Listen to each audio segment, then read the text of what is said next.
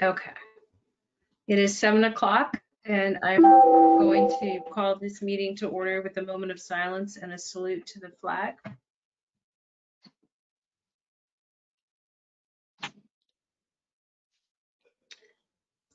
I pledge allegiance to the flag of the United States of America and to the republic for which it stands, one nation, under God, indivisible, with liberty and justice for all. Superintendent Skipper, will you call the roll, please? Certainly, Madam Chair. Dr. Phillips? Here. Ms. Krepchin? Here. President McLaughlin? Here. Mayor Pitone? Present. Mr. Green? Here. Ms. Barish? Here. Ms.Pitone?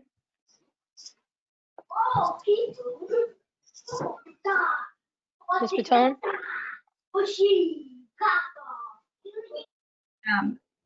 Trying to figure out who is. Dr. Ackman? Here. Ms. Norman? Here. We have a quorum. Thank you so much.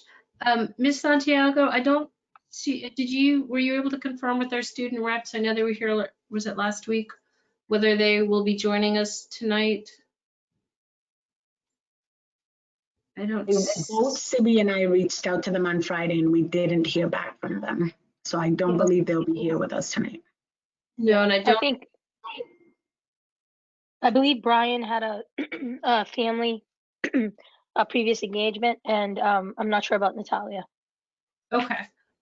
If they pop up, we will always give our students time. But with that, Mayor, I would ask, as you've been doing for the past however many school committee meetings, to kick us off with an update on what is going on with the buildings, the testing, and that will inform the rest of the meeting. Thank you, Madam Chairwoman. To you, the superintendent, members of the school committee, general public. Can I just get the share screen, please, Kathy?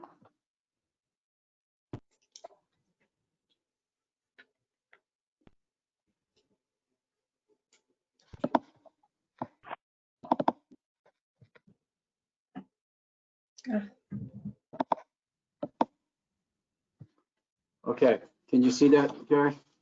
Yes. Absolutely. Okay, great. So as you mentioned, I will begin the update, and we have news to report on, both the mix of good and not so great news in terms of timing. I'll start it off. I'll hand off to Rich Raish, the head of infrastructure asset management, give you an update on the building side, and then to Kristen Stilgis, who's the director of summer staff of the city and on the ICU team, obviously, to talk about the factors we consider in the approach to making decisions on opening and closing schools in the world of COVID.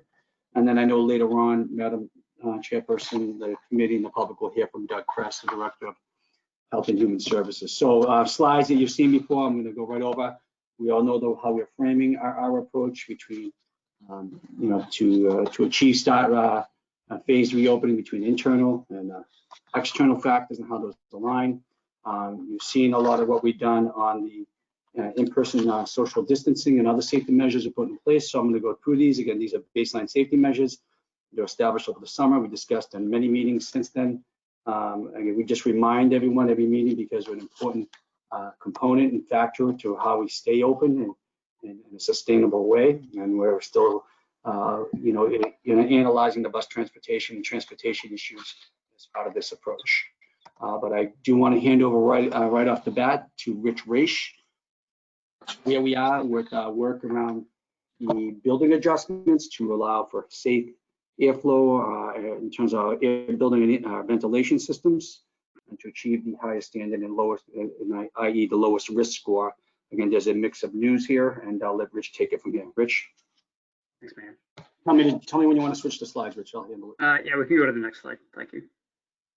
So for updates since the last time we spoke, the building assessment reports that we've been long awaiting being able to release those have been released and posted to the School Welcome Pack site. The link is here as well directly to those reports. We were able to release the report for all three groups We definitely got over a learning curve with the group 1 schools, and group 2 and group 3 caught right up. So we were able to release the full report for all schools. Group 1, the contract has been awarded. That contract is physically being assembled and routed for full execution. Contractor is JC Canestraro. They're a very good contractor. We've got good feedback on their past performance.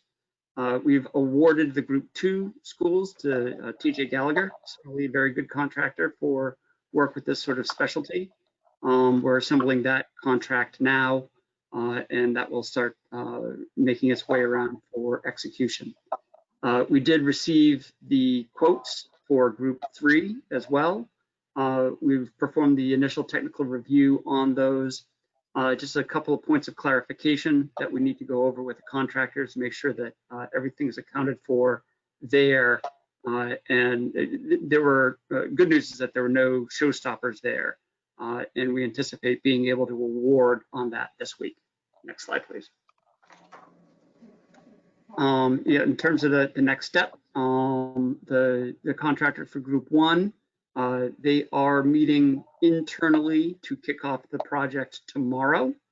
I've had a sort of informal conversation with them ahead of that.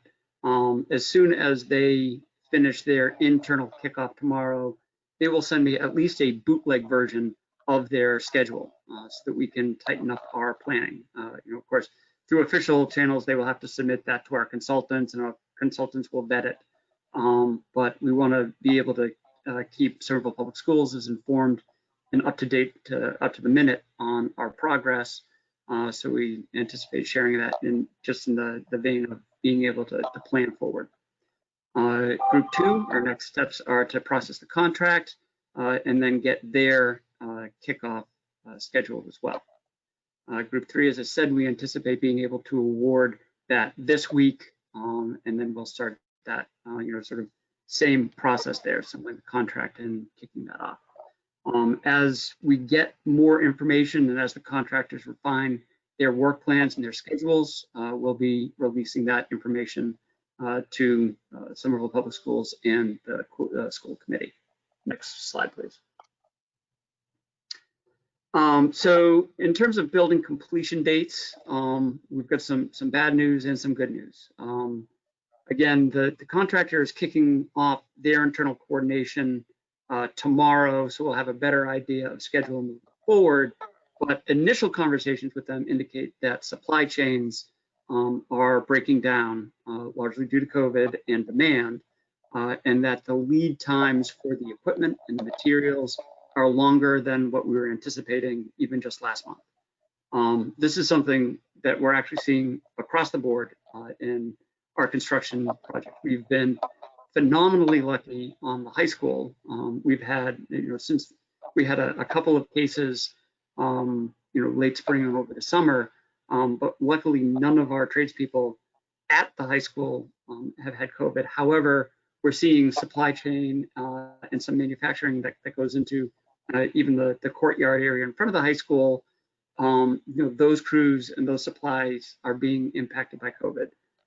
Similarly, on a non-school related item, we were supposed to put down the striping, the roadway striping on Cedar Street last night, but that crew had a COVID hit. And so the crew was a no-show last night, and we don't know when we're going to be able to reschedule that. We're definitely seeing these kinds of impacts. So it's not terribly surprising that our contractors giving us heads up that supply chain is impacting. So one thing we know for sure is that as we had been planning on having the Group 1 buildings in the Argenziano open for the first week of December, that will not happen now.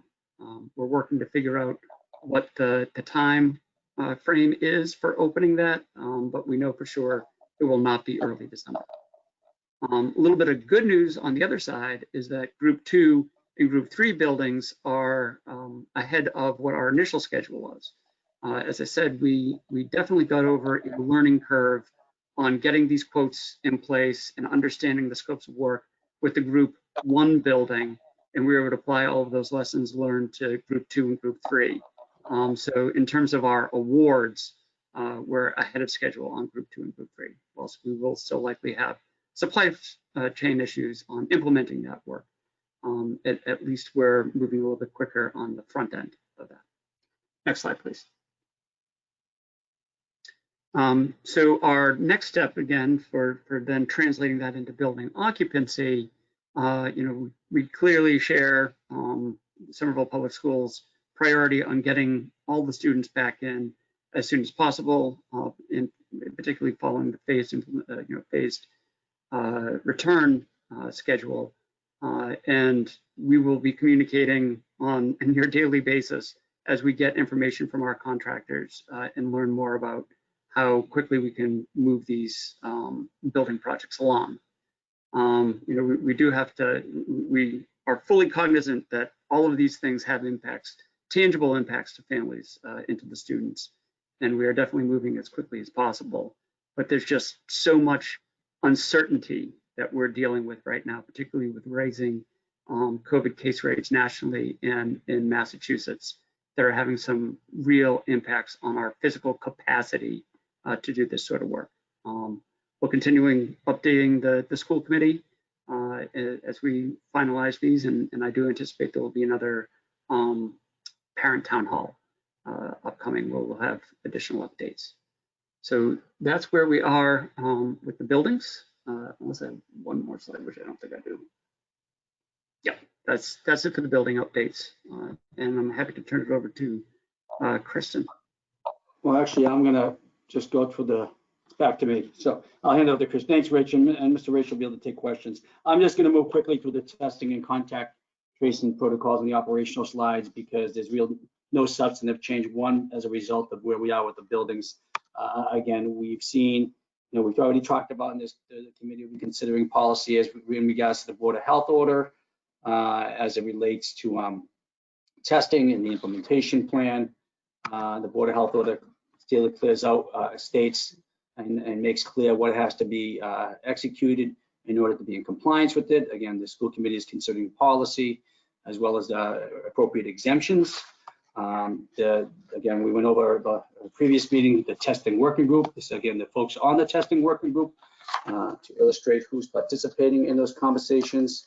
There is a draft transmission prevention implementation plan. It's an administrative, really important from the administrative side of the school department to outline how we're going to be in compliance with the Board of Health order. There's really no change here in terms of what we hope to achieve with testing. Again, remember, I just want to clarify and make clear again that we are attempting to carve a path through this resurgence and virus to allow us to not only open schools, but to maintain schools open, to be sustainable in our reopening. And notwithstanding, supply chain issues and everything, once we get open, we'll be in a better position because we can strategically, with data that is real time, contain any outbreaks, or even just have a better understanding of what's happening with the virus as it pertains to the Somerville Public Schools, which most, if not all, other school districts cannot. I already went over in previous slides the criteria we use to select an appropriate testing partner. No need for me to go over it again. Nothing has changed there. As you know, we considered 23 different testing options. We landed on Ginkgo Bioworks, the Immune Observatory for the staff, and the partnership with Tufts University, Broad Institute, and Cataldo to do a full testing program. Again, the slight change here, as I alluded to earlier, is the baseline testing for teachers was scheduled to start this week. It will be rescheduled once we have a firm understanding for occupancy dates. So when those are finalized, we can reschedule that to get the benefit of what the baseline is supposed to accomplish. So you've seen this schedule before and how it would work with students, how the pool testing would work with staff. And the draft transmission prevention implementation plan. Again, the plan formalizes the social distancing and safety measures that were being discussed for months. It emphasizes the vaccine requirement and really encapsulates all the measures we're taking to be in compliance with the Board of Health orders. In essence, it's our safety plan, like any operation in the city, within the city has to implement.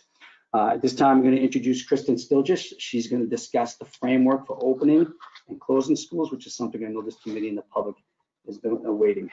Kristen?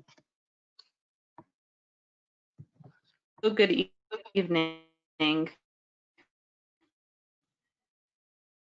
So thank you for this chance to talk with me, including schools and work. We can't really understand. I think. Kristen, you're breaking up. You're breaking up so much we can't understand what you're saying. You can change her location.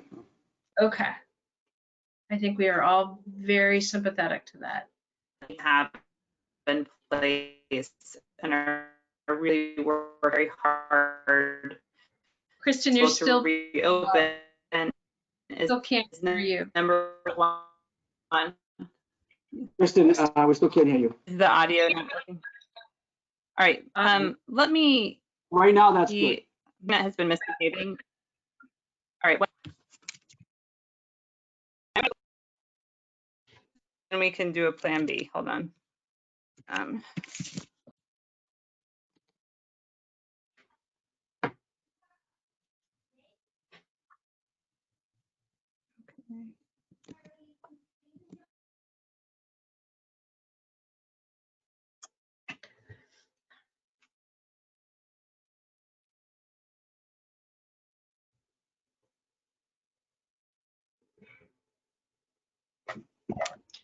Kristen, if you could hear me, this is Catherine. On your drop down from your control panel, on your audio drop down, you can go ahead and disconnect from the computer audio and connect using a phone, and it will give you a number to call in. So that way you could use the computer for your video and the phone for the audio. It may just be that your computer doesn't have enough bandwidth. Is this working better? Not really. No. That is, that's better now. Okay, it's better now. You can hear me or no? Yes, we can hear you better now. Okay. Thank you. All right, thank you. Thank you for your patience. I'm so sorry about that. I got a new router this weekend in hopes that it would fix the problem, but here we are. Okay, so the things that we really need to be thinking about in terms of our reopening are, as Rich was talking about, these physical upgrades to the ventilation system. We, as you know, there have been plans in place for a long time to address social distancing and PPE, personal protective equipment, to make sure everyone has the mask that they need, and the health and safety protocols so that we make sure that we're sanitizing things and all the things that the mayor just talked about with vaccines and that and the like. De-densification is getting smaller class sizes, so there are fewer people breathing the same air. And then finally is the robust COVID-19 testing program. So you can go to the next slide. So when are we going to be able to reopen? So Rich talked about the issues from the building side, but from the data side, what we know is that if we wait for suppression of COVID or a very low prevalence rate, we aren't going to get to in-person learning. As we are seeing, the cases are surging across the nation, and it's the case here in Somerville too. So what we want to do is make any reopening decisions and all reopening decisions based on our ability to track and understand transmission in the schools. We really want to make sure we understand the school community, because community prevalence, all of Somerville, is not the indicator of when schools should be opening or to what degree. Community prevalence is just one piece of what is relevant to our school system, and that's because many staff live outside the district.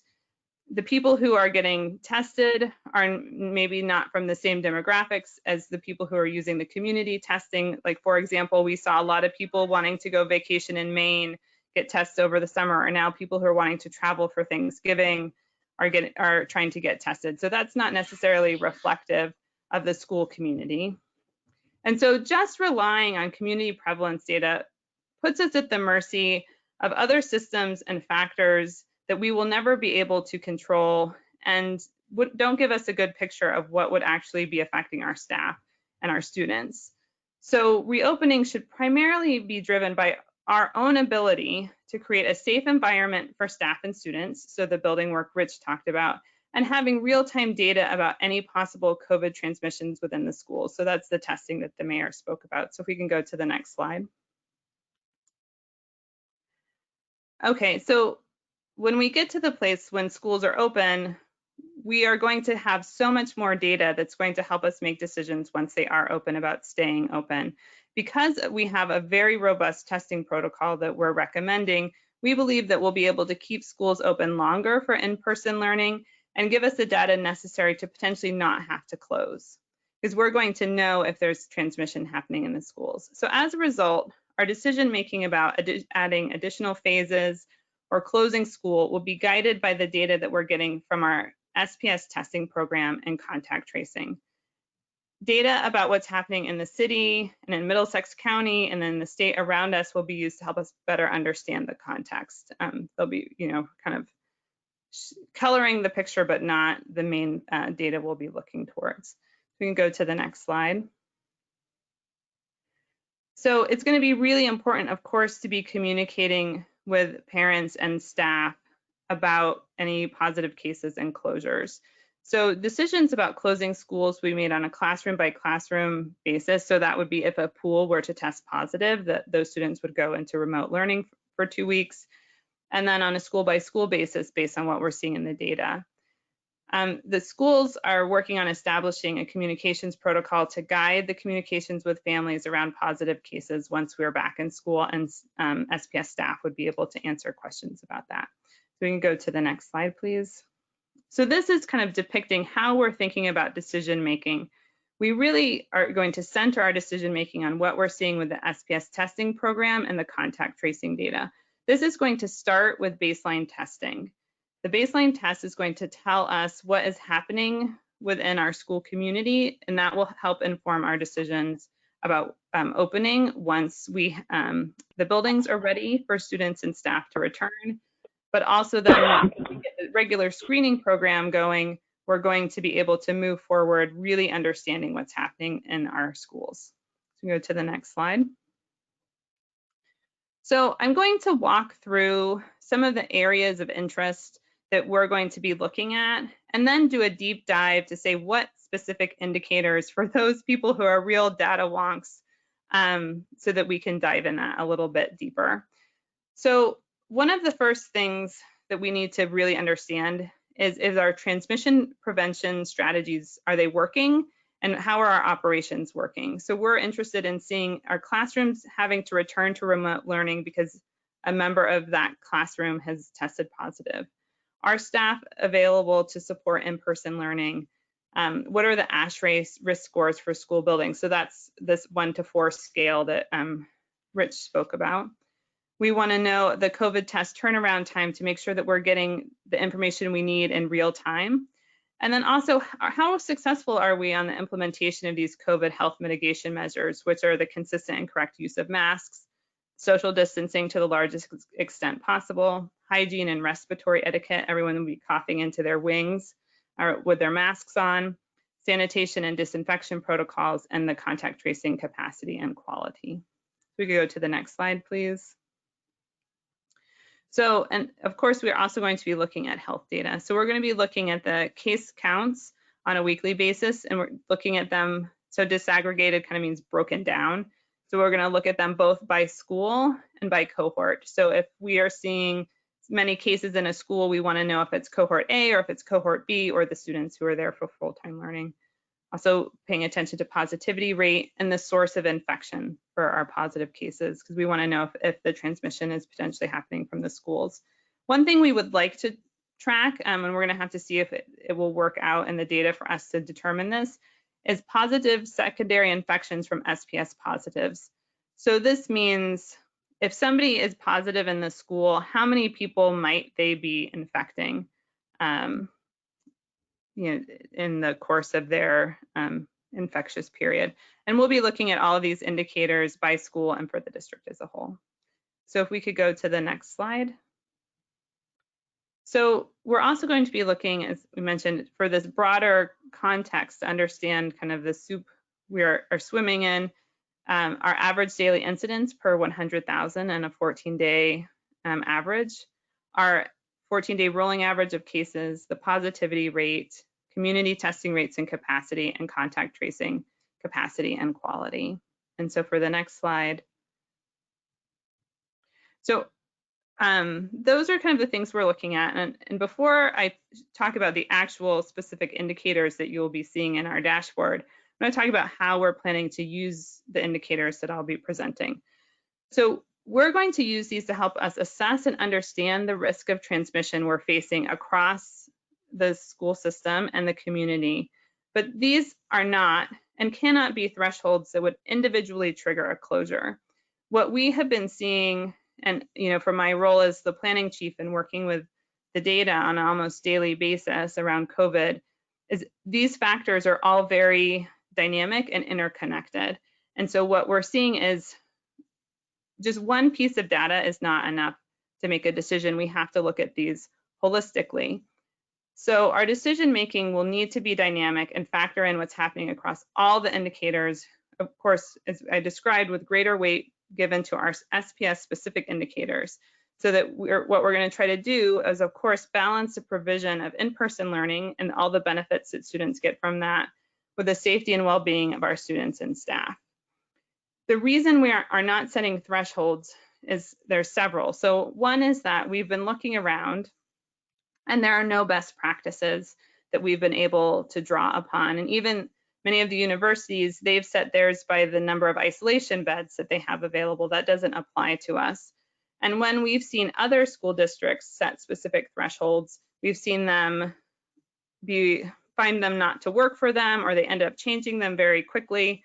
And that's as close as Cambridge and as far away as LA. So we feel, though, that as long as we're able to effectively test, isolate, and trace, we believe we'll be able to keep the schools open to in-person learning. So go to the next slide, please. And we know we're going to have to learn as we go. I mean, we have all collectively as a community been doing this as the pandemic has evolved. So we're going to be flexible and learn as the pandemic itself evolves and as the school year advances. And so this may mean that we need to change indicators to more accurately depict what is happening in the community. And these decisions around changing indicators are going to be informed by what we're learning, by what's happening in our communities and in our schools. So we can go to the next slide.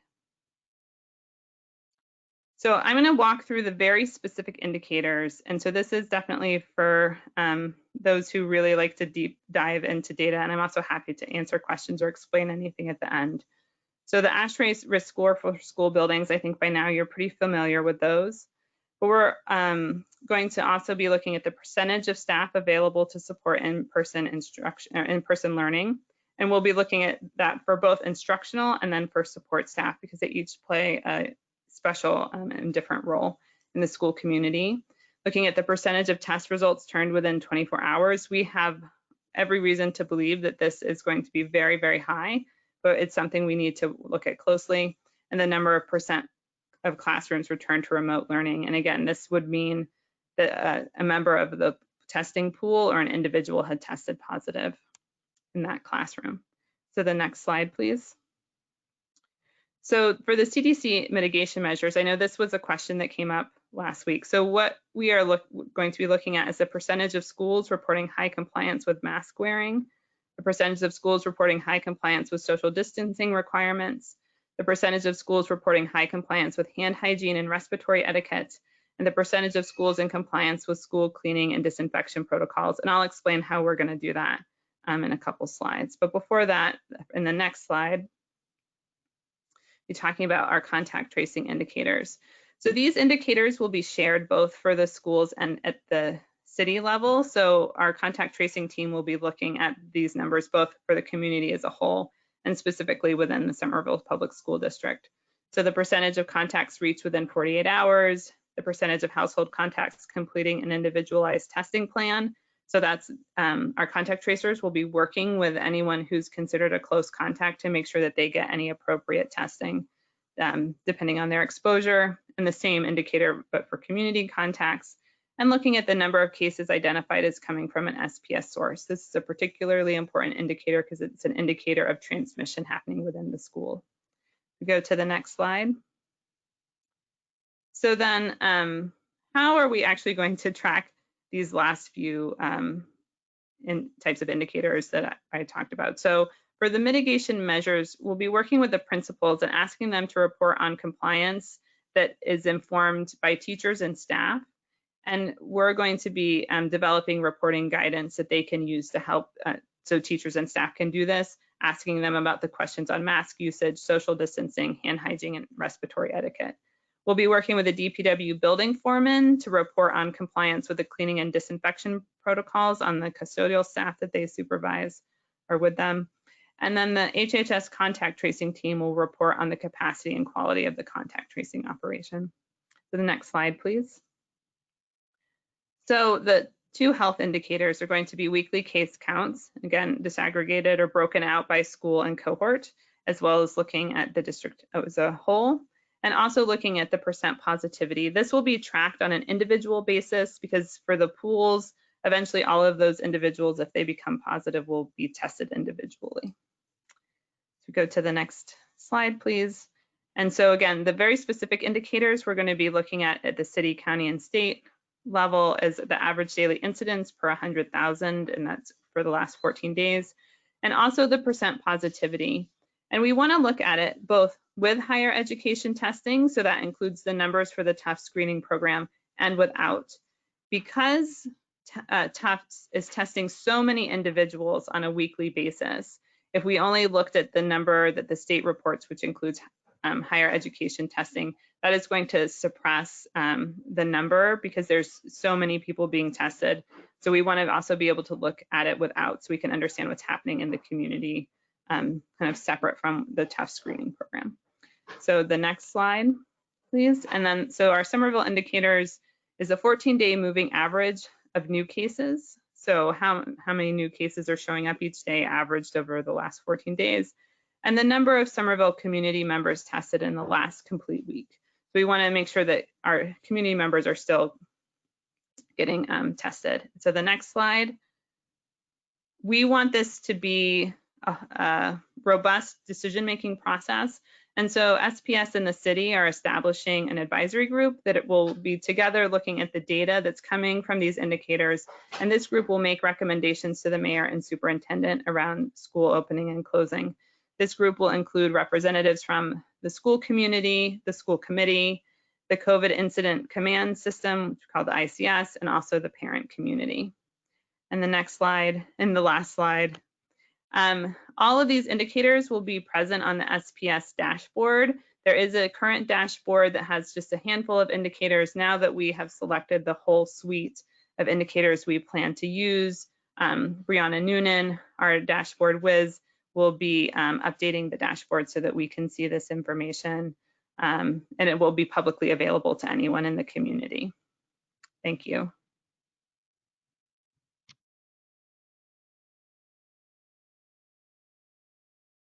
Madam Chairperson, thanks, Kristen, and thanks, Rich. A lot of information, so I'm sure there are many questions, and we're happy to field whatever questions the committee has. Thank you. Yes, I appreciate the amount of information that both Mr. Raish and I only know by Kristen, that's terrible, has also provided us with. Do any school committee members have questions for Dr. Phillips? Sorry, guys, always with the questions. Through you, Chair, I appreciate this update very much. I think I speak for many parents when I say I'm disappointed that we're not going to hit December, but I appreciate the effort everyone is putting into getting our kids back to school as soon as possible. My question is about the school opening and closing advisory committee. When you were discussing the metrics for reopening and closing, the question that I had in my mind was, well, who's making these decisions? And I was very glad to see an advisory committee helping to make decisions about reopening and closing. One thing I've heard from a lot of constituents is a desire for medical experts to be helping to make the decision. So I would encourage as much as possible that we are clear about the qualifications of people for this committee, and that the committee is representative of the scientific community that we think should be weighing in on school reopening and closing decisions. So public health experts, epidemiologists, virologists, etc. Thank you for that. Mr. Mayor, has the composition of that team, it's still being formed? Is that correct? Yes, thank you. I had to switch rooms to a quiet venue. I apologize. I heard that, but I did hear the question. Yeah, it is still being formed. And, you know, again, we are engaging with a variety of experts, and we will have some community representation on that. So no, I appreciate it. And I appreciate Dr. Phillips' input. She's given good guidance on this, as well as other school committee members. And we will be finalizing that group soon. Mr. Green, you had a question? Sure. First, as a point of information, can I get those slides? Because we just got bombarded with information, and it would be much easier to ask questions if I wasn't trying to do it from memory. Does someone have them, and can they, I don't know if we have any room for more.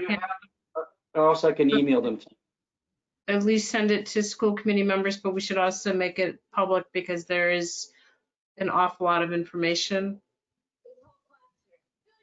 We'll get them over. Should I send them to Catherine, Madam Chair, or to the, how do you want me to, or I'll have someone do it? I think sending them to Ms. Santiago and having her distribute them is probably the most efficient way. Mr. Green, did you have an additional question? Sure. I'm going to start, I think, with the question I think a lot of people are going to have. So I recognize that with the December 3rd start date, one, we had to decide today what we were going to do, because it's not fair to parents or families to have them go into Thanksgiving week with uncertainty about what's going on. But also, with the December 3rd start date, any slippage was going to leave in 2020, because even slipping a week means basically we'd be in session for two days before the Christmas break. But my question is, can we give people a timeline on when we'll know the timeline? Like, do we have some sense of when we will come back to families with what a revised timeline for building opening is? We yield to Rich Raish, however, not surprising. Is Rich on the call still? Yeah. So to the chair. I don't have a specific time line to share right now. We'll get a preview of the work plan from the contractor for the Group 1 schools tomorrow. So we'll be able to sort of refine my level of confidence on dates for that tomorrow, and the subsequent schools will follow with some detail. So I'm hesitant to share any dates, particularly in light of the fact that we're seeing a lot more uncertainty in supply chains and labor force right now. So to the level that we have good data, we'll be sharing that out. Otherwise, we'll continue sort of refining what we know about these things. I think we're definitely moving as quickly as possible. Dates in January seem realistic at this point, but I want to be, place that caveat on there that we're dealing with a lot of uncertainty right now. If I may add to that too, if it's okay to you, Madam Chair, and I just want to reemphasize what Rich Raish has just mentioned. This is not a shock to us. We desperately would love to give hard, fast deadlines and times for everyone, but it'd be disingenuous. We're seeing more and more across different projects, public and private workforces, labor shortages as a result of COVID, which is really breaking down the supply line. So much the availability of materials, but the production of those materials. And we're just holding our breath that 4 to 6 weeks is going to be 4 to 6 weeks. It's not 4 to 8 weeks. And I think that, the question I had for Rich earlier today was, let's make sure 4 to 6 weeks, the 6 is the highest or the most conservative figure. It's not 8. And we need to double down on our certainty on that. Mr. Green, did you have a follow-up question? I did. And I guess my question therefore becomes, are we still looking at phases 1 and 2 being separate things, or is in reality, are we thinking they'll probably open around the same time? I'm between group 1 and 2, rather. To the chair, So there's a lot of terminology. When you Right. I say meant group 1 and 2, the buildings. You're correct. I misspoke. buildings, not reevaluating Right. the product of how students are phased back in. So Yes, I it's misspoke. I apologize. Thank you. Mr. Raish? through the chair, I would say that at this point in time, that the delivery dates for the group 1 and group 2 buildings are converging. That I think they are very close together. The group 3 buildings, because they are more complex in what has to happen there, will lag behind.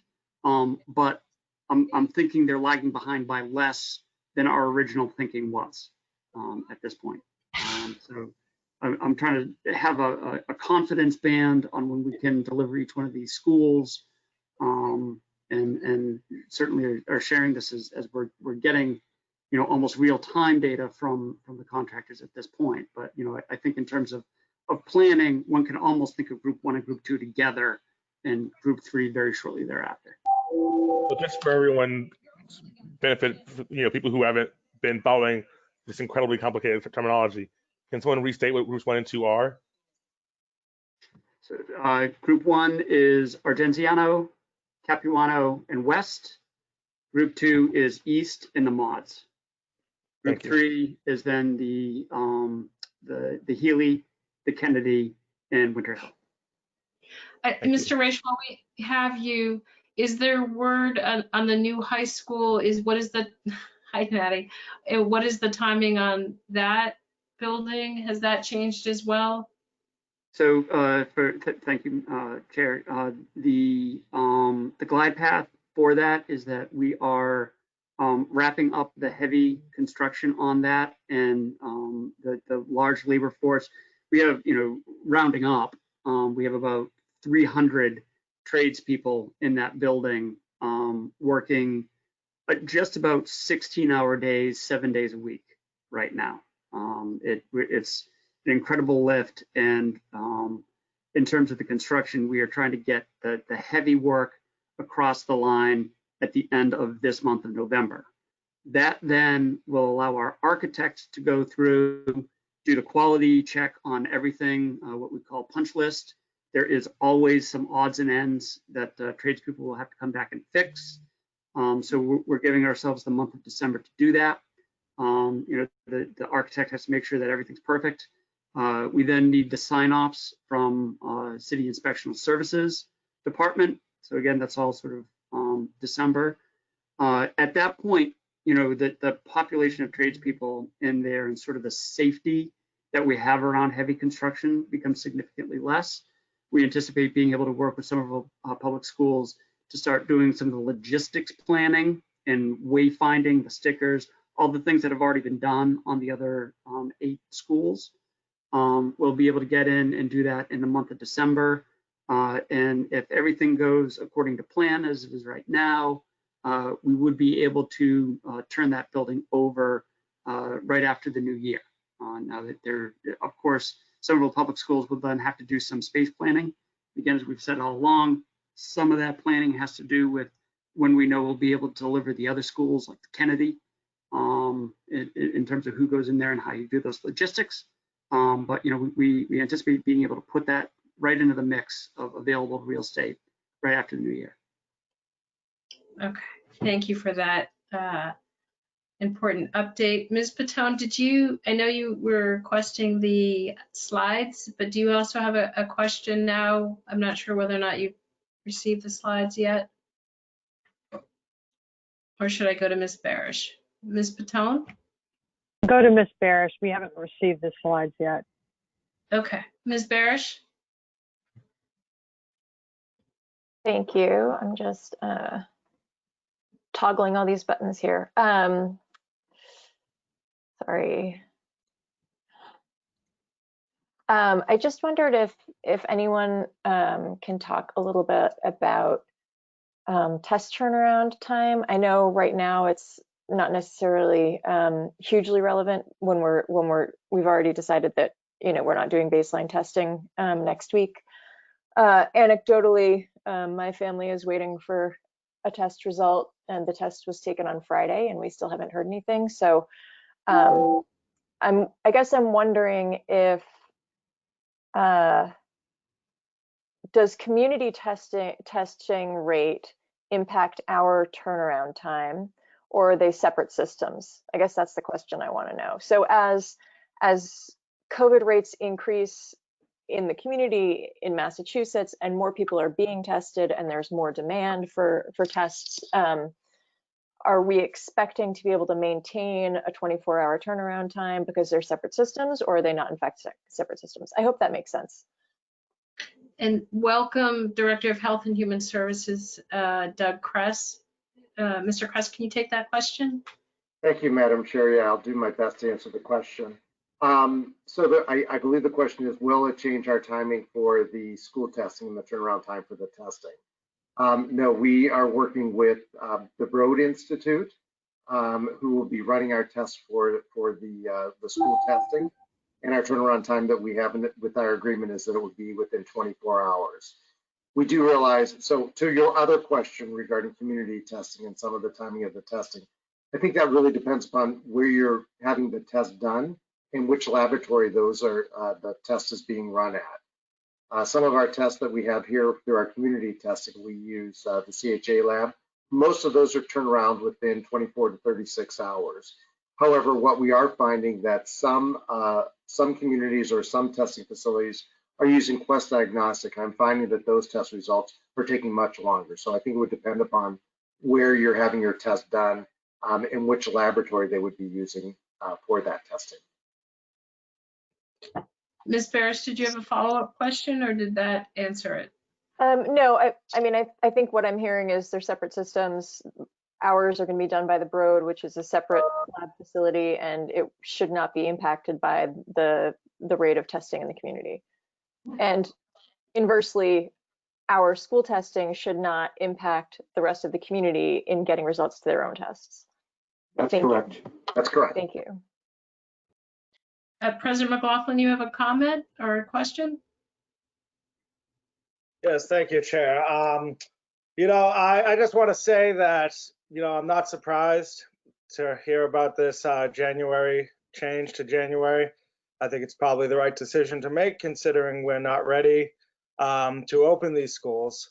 However, I do have to say that I made this exact point just a few days ago, told people that, you know, construction takes longer than you usually think. Are we really going to be ready on time?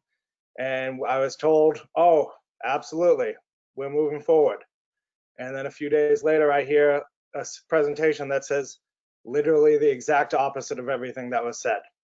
So I'm saying this now for my colleagues on the school committee, that this is why I make a big deal about what is discussed in executive session, because we get told one thing and then literally told the exact opposite thing in front of a whole body of people.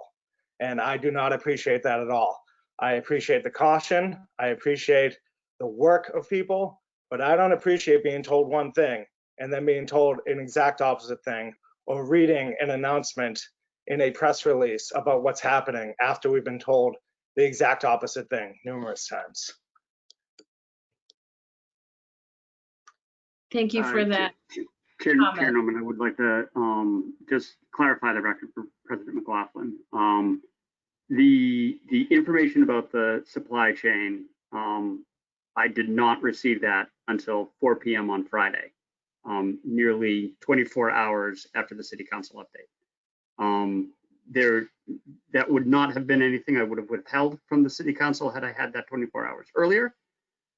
We are working in real time. I do appreciate the councilor's skepticism regarding construction. It is well-founded, as anyone who has ever done construction would know.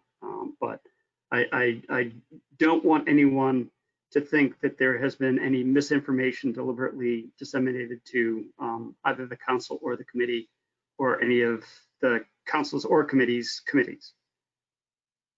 If I could just respond to that, Chair, because Rich was not in the room when this happened, and I'm not accusing him of anything. I'm saying this is the exact opposite of what we discussed very recently. This is a very elaborate and well thought out PowerPoint presentation. I don't think you made this up today. So that's all I'm saying. I think this council, this committee should really examine who executive session is for. Is it for us to learn information and negotiate, or is it to make decisions behind closed doors when nobody's looking? Thank you. I will say, I think there's the community is, and I include myself as both a parent and a school committee member, is the frustration, the understanding that the situation changes, but also the frustration in raising an expectation connected to a date and then having that change. And so what I would urge any of the updates to give us a range of possibilities as best as possible, because there is there's families and students and staff that need to do planning, but also there's a real lead up time to be able to take the buildings and to actually implement and get into educational mode. So it's as you know, if there's a delays in the supply chain, or if there is an outbreak of COVID and with construction workers, and that's going to slow down, any of that information that we can get is helpful. And I have to say, I am deeply grateful for our families, our kids, and our staff's patience. And I know it's wearing thin, and this is a really difficult time. Okay. Yeah, Madam Chair, if I could just add, the point of concern is valid, respect that. But, you know, others can attest, you know, we met Friday afternoon to double check, and President McLaughlin's credit brought up concern, emphasized concern about the date. And as Rich mentioned, we're looking at this real time. And I share the frustration. We started to learn Friday afternoon that this timeline was in question. And that's where we're at. You know, it's frustrating, I understand, but we're literally real time. All facets of this pandemic is changing upon us. And we'll as fast as we get information, we'll make sure to try to get it out fast to people. Thank you. Mr. Green, you have a question? Yes, thank you. So my next question is, you know, and I'm gonna probably have a few more questions as I dig into some of the threshold and criteria for closing, but I have a question for procedures for closing.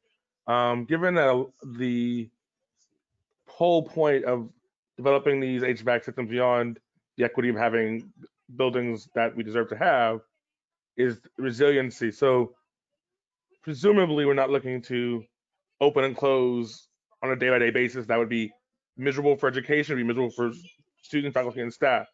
So how often will we be looking at this data, and if and when a decision is made to close, what would that look like? Will it be for like a week or two? Like, what are we thinking? I don't know who that's for. So to whomever can answer that question. So I'll start it off and ask Kristen to jump in. We're looking at the data real time on a daily basis, on a day-to-day basis. We have to, because as everyone knows, that's how, I mean, the change and the level of transmission is moving at high velocity at this point. And we need to look at all these points of data real time on a day-to-day basis. And I'll let Kristen take it from there. Yep. Thank you for the question, Mr. Green. So as the mayor said, my team, which we are calling the planning section within the incident command system structure, looks at this data on a daily basis. We have in-depth meetings to discuss it as a larger team twice a week. But I think in the context of this advisory working group, I think while we're in an initial startup phase, I would see us maybe meeting, say, like once a week. The dashboard will likely be updated also once a week. But Director Kress gets information about positive cases in real time. And so he will be able to flag, like, we are going to have these systems put in place to regularly be examining the data. But if there were anything to be particularly concerning, he would know in real time and would be able to call together people to inform them. But the idea of having this testing program is that, yes, we may need to put a classroom in remote learning for 2 weeks because a positive has come up in that classroom. But by having this data, the real intention is to be able to not have to be closing, to be able to maintain the schools open for in-person learning, because we're going to actually be knowing what's happening, not just guessing based on what's happening in the community around us. So I know for me and for the other people who've been part of this, we are really hopeful that by investing the time and effort and energy and money in this robust testing program, that we won't be having to close schools. But in terms of the communication around how and timelines, I think maybe somebody from the school district might be better placed to answer that question. Yeah, so I mean, I think we're working on the communication protocols in conjunction with HHS. So in that scenario where you'd have somebody testing positive and needing to quarantine, our decision was to quarantine the class. Different districts are handling that in various ways. Some are doing it based on seat charts and who's in closest proximity. I think in our conversations, we felt that since students are mobile, they're moving around the classroom, that it was safest that if somebody were positive in the classroom, that we would put the classroom in quarantine for the 2 weeks and notify the parents for a remote. Does that answer your question, Mr. Green? Halfway. 2 weeks for classes that I put in quarantine. Thank you. That was helpful.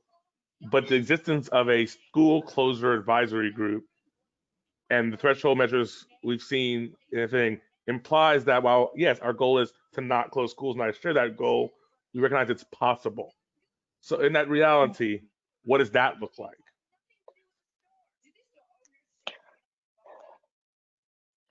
I think that. So the idea. Oh, sorry. Go ahead, Kristen. The idea of that group is that they will make a recommendation to the mayor and the superintendent. And of course, we need to make sure that that is happening and with, not in great delay, because if there was an issue that did require us to close, we would want to know about that very quickly and have that conversation. And then they would pass that information on to Mary and as a superintendent and Mayor Pitone, and then I'll pass it on to Superintendent Skipper, because I imagine she was going to speak what would happen with that information from the advisory group.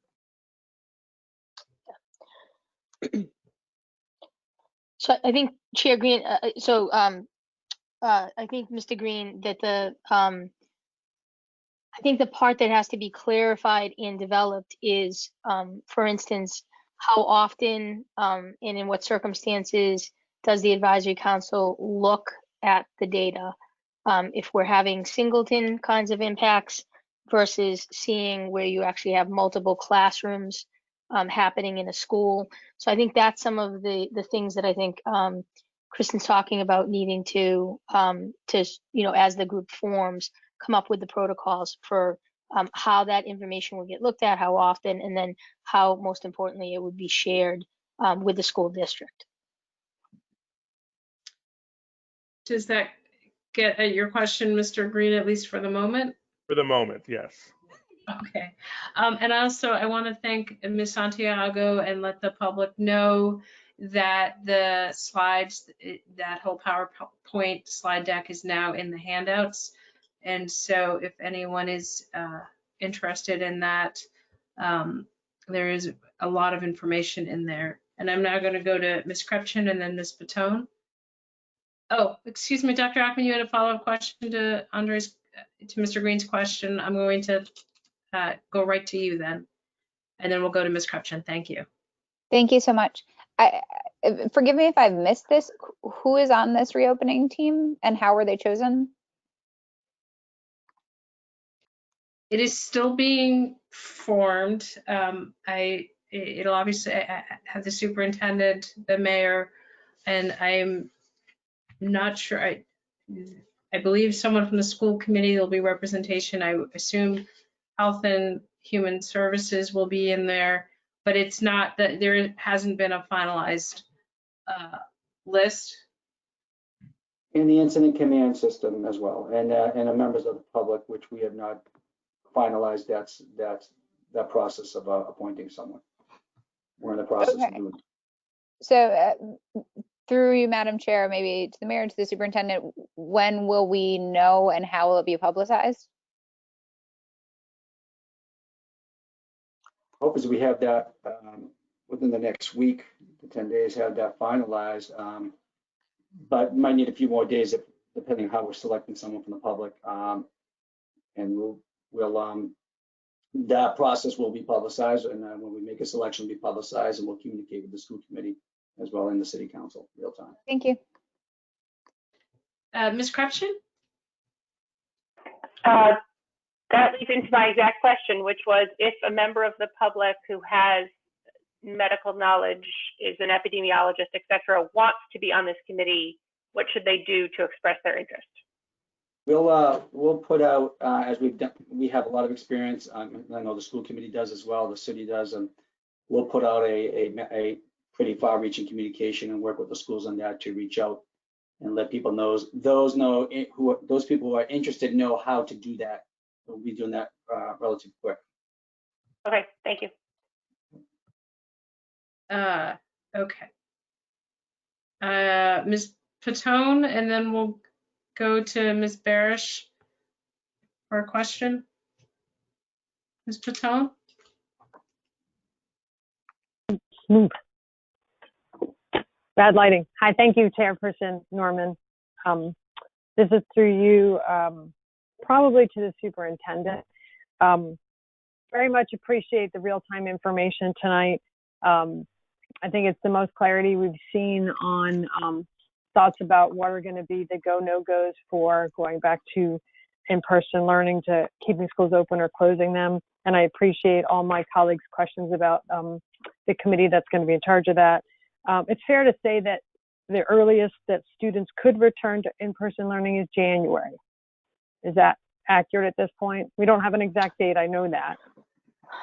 Yeah, so I think so it's a good question. I think based on the information that we've received, yes, that I don't see a clean way, given where the holiday break falls, to be able to bring students back until we can really see the full picture of the buildings, get the information that Mr. Raish talked about earlier as to I think he referred to it as sort of like the bootleg work plans, so that we have a sense of timeline for the group 1s and 2s. It's very difficult to make plans for the system without knowing, the whole picture. And I think I know Mr. Raish is working really hard on this, and we appreciate that. There's a lot beyond, certainly his control right now that's going on with access to materials and labor and so forth. So we will be working with him on a daily basis to get updated. And then as that becomes available, we will look at that information and try to follow, the practice of prioritizing the high need students, such as our special education and our English language learners, as well as our youngest students, in the plan that we are able to put together for the new year. But we are going to have to go back and put everything back onto the table to look at things again, based on the information we have. May I follow up with that, Carrie? There's a little Yes. more. Ms. Norman, Yeah. apologies, through you. So as the city continues to clarify the public health concerns regarding buildings, regarding testing, regarding indicators in a committee, it's also fair to say that the district is going to continue planning for hybrid learning, and that you were very articulate just now saying there's sort of these systemic plans about, I'll try to summarize it very grossly to say like who goes where and when, but then there's the actual educational plans in terms of how do we deliver hybrid learning successfully. Correct. And, I really just hope that smart minds can come together soon and work together to create a strong plan, the same thing that happened with remote learning. And so understanding that all the public health concerns are on the city side, and rightfully so, and let them do their good work and try to prepare everything. But the systemic sides are in the plans are in the city with, I mean, in the district with who goes where when, and then the other piece is the educational plan and how well can we deliver hybrid. And so I guess my question to you is, are we going to continue full steam ahead trying to create a really high quality hybrid plan the same way we created a high quality remote learning plan? Thank you. Through you, Madam Chair. So the answer is yes. I mean, that it has been and continues to be the intent. And so hopefully we can take the additional time that unfortunately has been given in this way and be able to put it to making the strongest possible hybrid system as we can. You know, we know that that the closer that we can collaborate with our teaching force and with our staff, the better the plan. I think the remote learning is indicative of that. I also, you know, want to remind folks that the remote learning is going forward and it happens every day, and that in and of itself also takes a great deal of energy and support. So we are certainly going to do our best to think out of the box here, look at what we have for buildings, look at the timelines as the information becomes available with Mr. Raish, to be able to get our priority students back in the first possible opportunity. Thank you for that. Ms. Barish, did you have a question or no? Thanks so much. Ms. Krepchin actually asked the same question I had. Okay. So Ms. Krepchin, you are up now. Do you have a? Okay. So my question is kind of hypothetical, and I'm not even sure if it would happen this way, but since we have the mayor here talking about buildings, I am just wondering if we have some buildings that are very close to being ready, right? Like the Argenziano score was 2 point something. It's very close to what we need it to be in the future.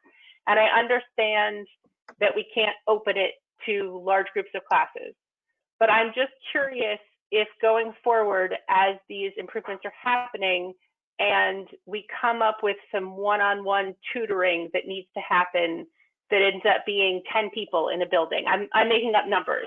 I'm just wondering what the city's stance would be if a building could be used for very limited purposes as these upgrades are happening. Does that make sense?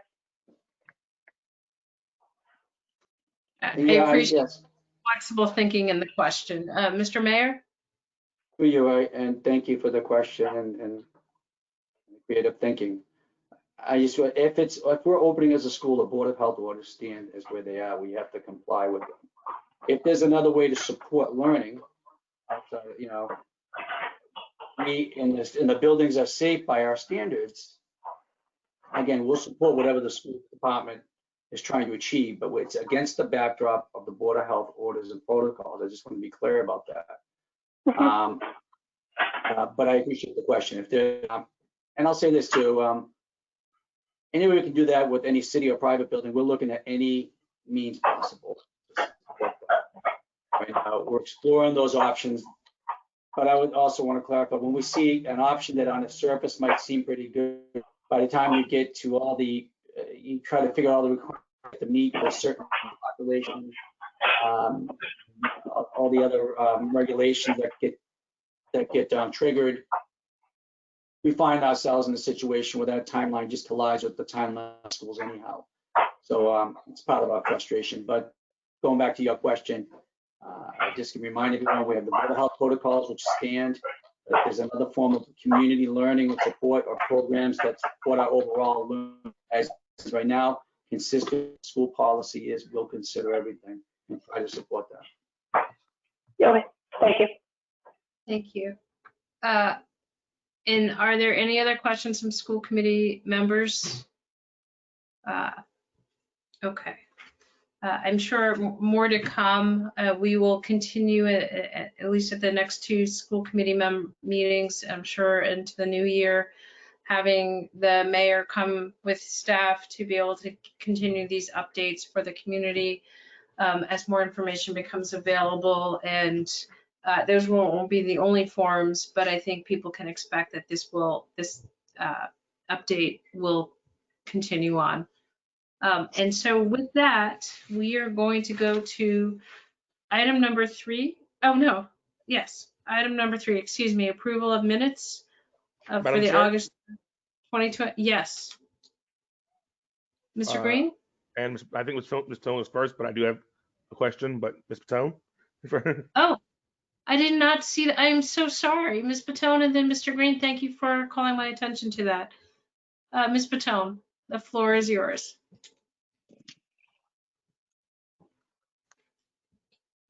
Can you hear me now? Yes. It's hard to be 6 places at once, managing a meeting, watching a chat, and speaking. So through you, Chairperson Norman, to the mayor and his staff, you know, one of the pieces that was new here tonight is the level of detail that you provided regarding what's going to determine whether or not schools open or close. And I'm very appreciative and thankful for that information. I think maybe something that maybe just needs to hear a little bit more about is, this is the first time publicly it's been stated that primarily our decisions are going to be guided by our Somerville Public Schools testing program and contact tracing. So in other districts, there's been attempts to use community metrics as sort of go, no-goes and thresholds. And you've been clear that it's going to be, those community metrics are going to be part of a consideration, but the primary decisions are going to be guided by our school information as well as the contact tracing. So I just want to make sure that that didn't fly under the radar for some people. This is a very different approach and strategy. I acknowledge that this data is going to be real time. And so that's incredibly powerful. And this is data that other districts don't have. So I just wanted to give an opportunity for the mayor's team just to re-emphasize this, because this is a very different shift from what we've seen in other districts, and just to speak to it again. Thank you. I'm happy to start, and thank you for you, Madam Chair, to Ms. Pitone and Kristen's on the call still, and Doug that can add. You know, no one's an expert on COVID. And again, I've said before, no one had a pandemic response plan, and we're learning as we go, but we learn from the lessons and experiences of others. And we've seen, as Kristen has mentioned, where relying on those community metrics sort of boxes you in. And when your data is limited because you don't test, and something we battled with the governor on, the fact that most overwhelming majority of school districts are not testing, that you're driving a car blindfolded. So with data in hand and learning the lessons of how relying on those community metrics has boxed school districts into not being able to remain open, not to mention not open in many cases, we're able to, again, cut that path through the pandemic, allowing us to not just open, but be more sustainable in our opening plans. And I'll allow Kristen to finish that point. Thank you. And thank you, Ms. Pitone, for emphasizing this, because it is something we've discussed a lot in putting this presentation together, and it's something that we really believe will be very powerful for us to hopefully, once we're able to start school, be able to keep schools open, because we won't be using data about other people. We'll be using data about our students and staff and what they're actually experiencing and how the virus is actually moving, or hopefully not moving, through our school community.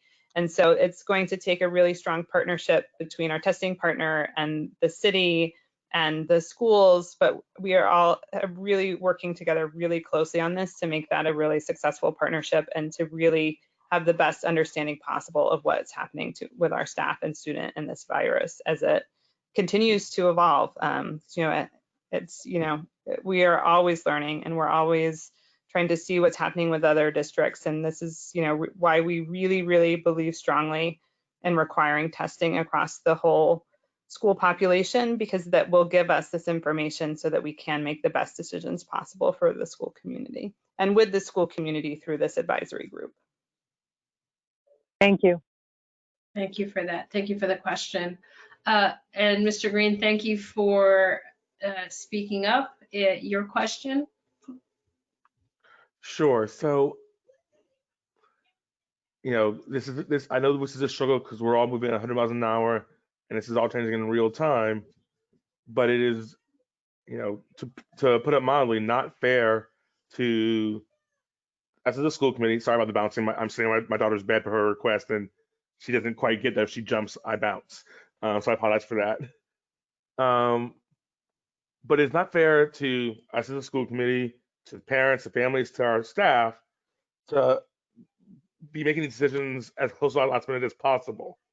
So I'm asking / hoping that a month from now, 6 weeks from now, in January, we're not up against the meeting before we'd have to open, making decisions about opening or closing. Mr. Mayor, would you like to comment on that? Well, I'll do my best through you. Assuming we're not talking about construction, we get to that point, everything's in place, testing in place, and we'll have to send more runway to get people communication. Mr. Mayor, we can't, you're breaking up.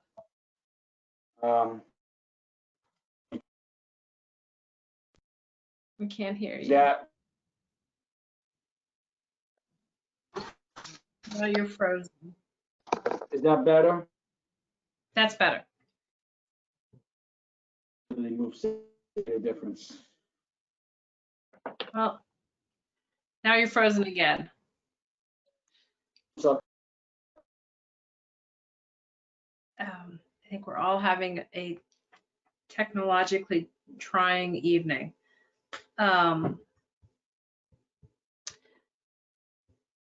Mr. Green, I appreciate your comment. I'm not sure if the mayor's going to be able to rejoin us, but I do think it is something to. There he is. Mr. Mayor. how's this? That's better. I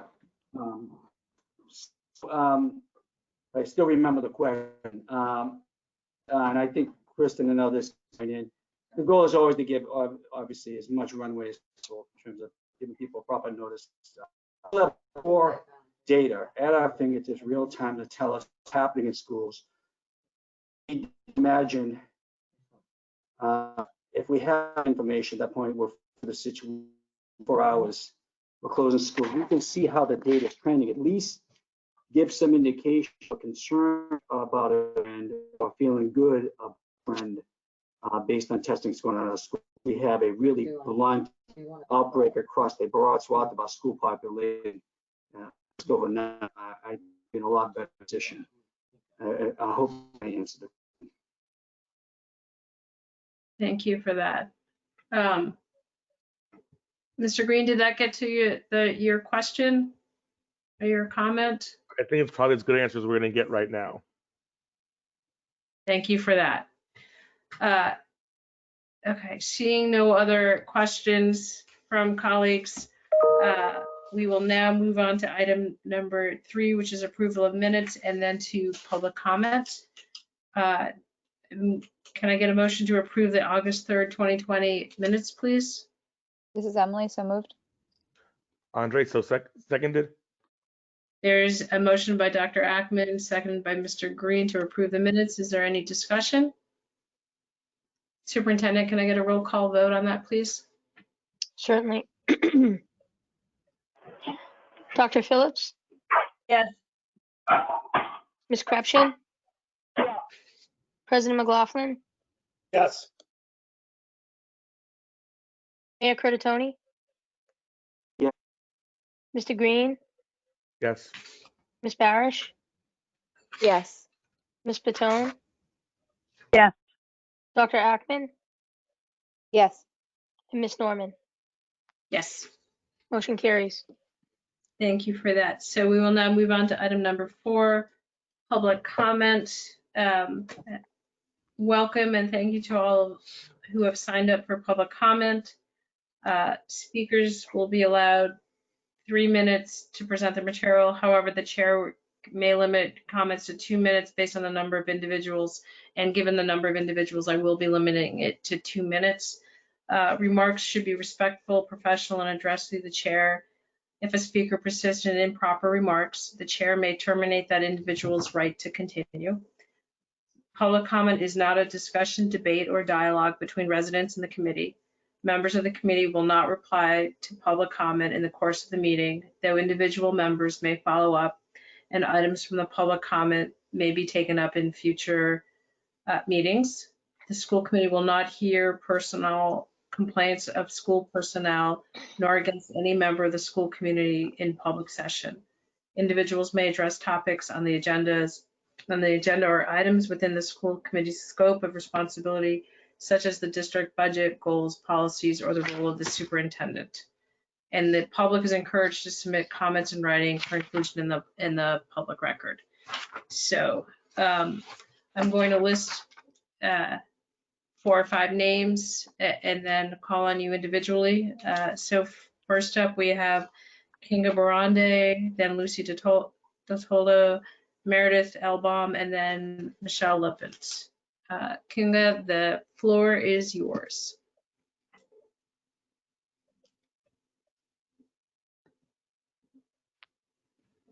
There's no. Are you with us? Yes, I am. There you go. Good. So my name is Kinga Barandi. I live at 14 Landers Street. If you move to Somerville to expose your child to diverse school to guarantee your child has opportunities to befriend people, then your hopes will be dashed with the opening plan. The opening plan has all of our students, our special needs English language learners, newcomers to the United States, pre-K and kindergarten, returning to 3 schools first. The remainder of the 4,000 plus student body would filter into buildings as they came online. All our non-English speakers would be taught in 3 buildings, while native English speakers would be in different buildings. This is creating a 2-tiered education system in which non-English speakers are segregated into 3 buildings and native English speakers delay a return to in-person learning at a time when possibly community transmission rates will not be skyrocketing to almost 200,000 cases a day. So this smacks of separate but equal. If, as administrators claim English language learners cannot access their education, we must ask why not? What prevents these children from being fully engaged with peers, teachers, and curriculum on Zoom?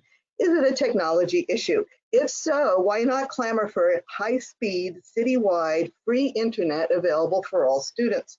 If it's a question of finances, of parents needing to return to work in order to pay bills, then why not clamor for the city to pay for at-home parents a stipend while they support their children's learning online? Chelsea, our neighbor, has started paying low-income families between $200 and $400 a month to help them make ends meet. True, the amount is not munificent, yet it is a step in the right direction.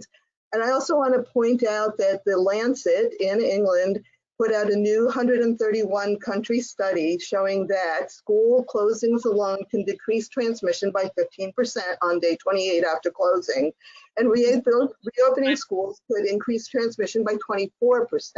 Please, I put a link in the chat, actually in my comments. Please look at the Lancet report. Thank you.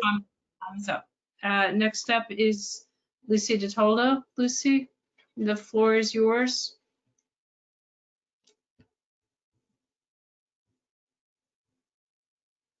Okay, good evening. 2 of my sons are currently attending Somerville High School, both on IEPs for different disabilities. Tonight, I am here to talk about the one in a transition program. He's a high needs student. When the district reached out asking if he was going to return to in-person learning in December, we opted out because of his severe medical conditions. It feels unsafe for him to return, even with all the safety protocols carefully put in place by the district. Yesterday, he was dragging his feet around the house and looking preoccupied. I asked him what was going on, and he said, "I think this is my last full week with my teachers and classmates, at least until this pandemic is over. I'm going to miss them. Do you know who is going to be my new transition teacher?" The answer was, "No, I don't." After today's update, I understand that schools won't be open until January, but my concerns are still the same. In about 18 months, he will be 22 and out of special ed. This is not the time for him to experience more changes to his routine, schedule, or to start everything from scratch with a new transition teacher. Parents like me with children in a transition program are running out of time. He needs to keep his current schedule and transition teacher to minimize regression. I also want to let Somerville's leadership know that even if I am trying my best to be patient and to take into consideration that maybe the lack of information only means that you don't have it yet to share, I am beginning to feel alarmed. If you have been planning for the students that will stay full remote with the same care and dedication that you have shown to the students that will go back to in-person learning, please share this information with me. Thank you. Thank you for that. Meredith Elbaum, and then Michelle Lippens, and then Fredo Duran. Meredith, the floor is yours.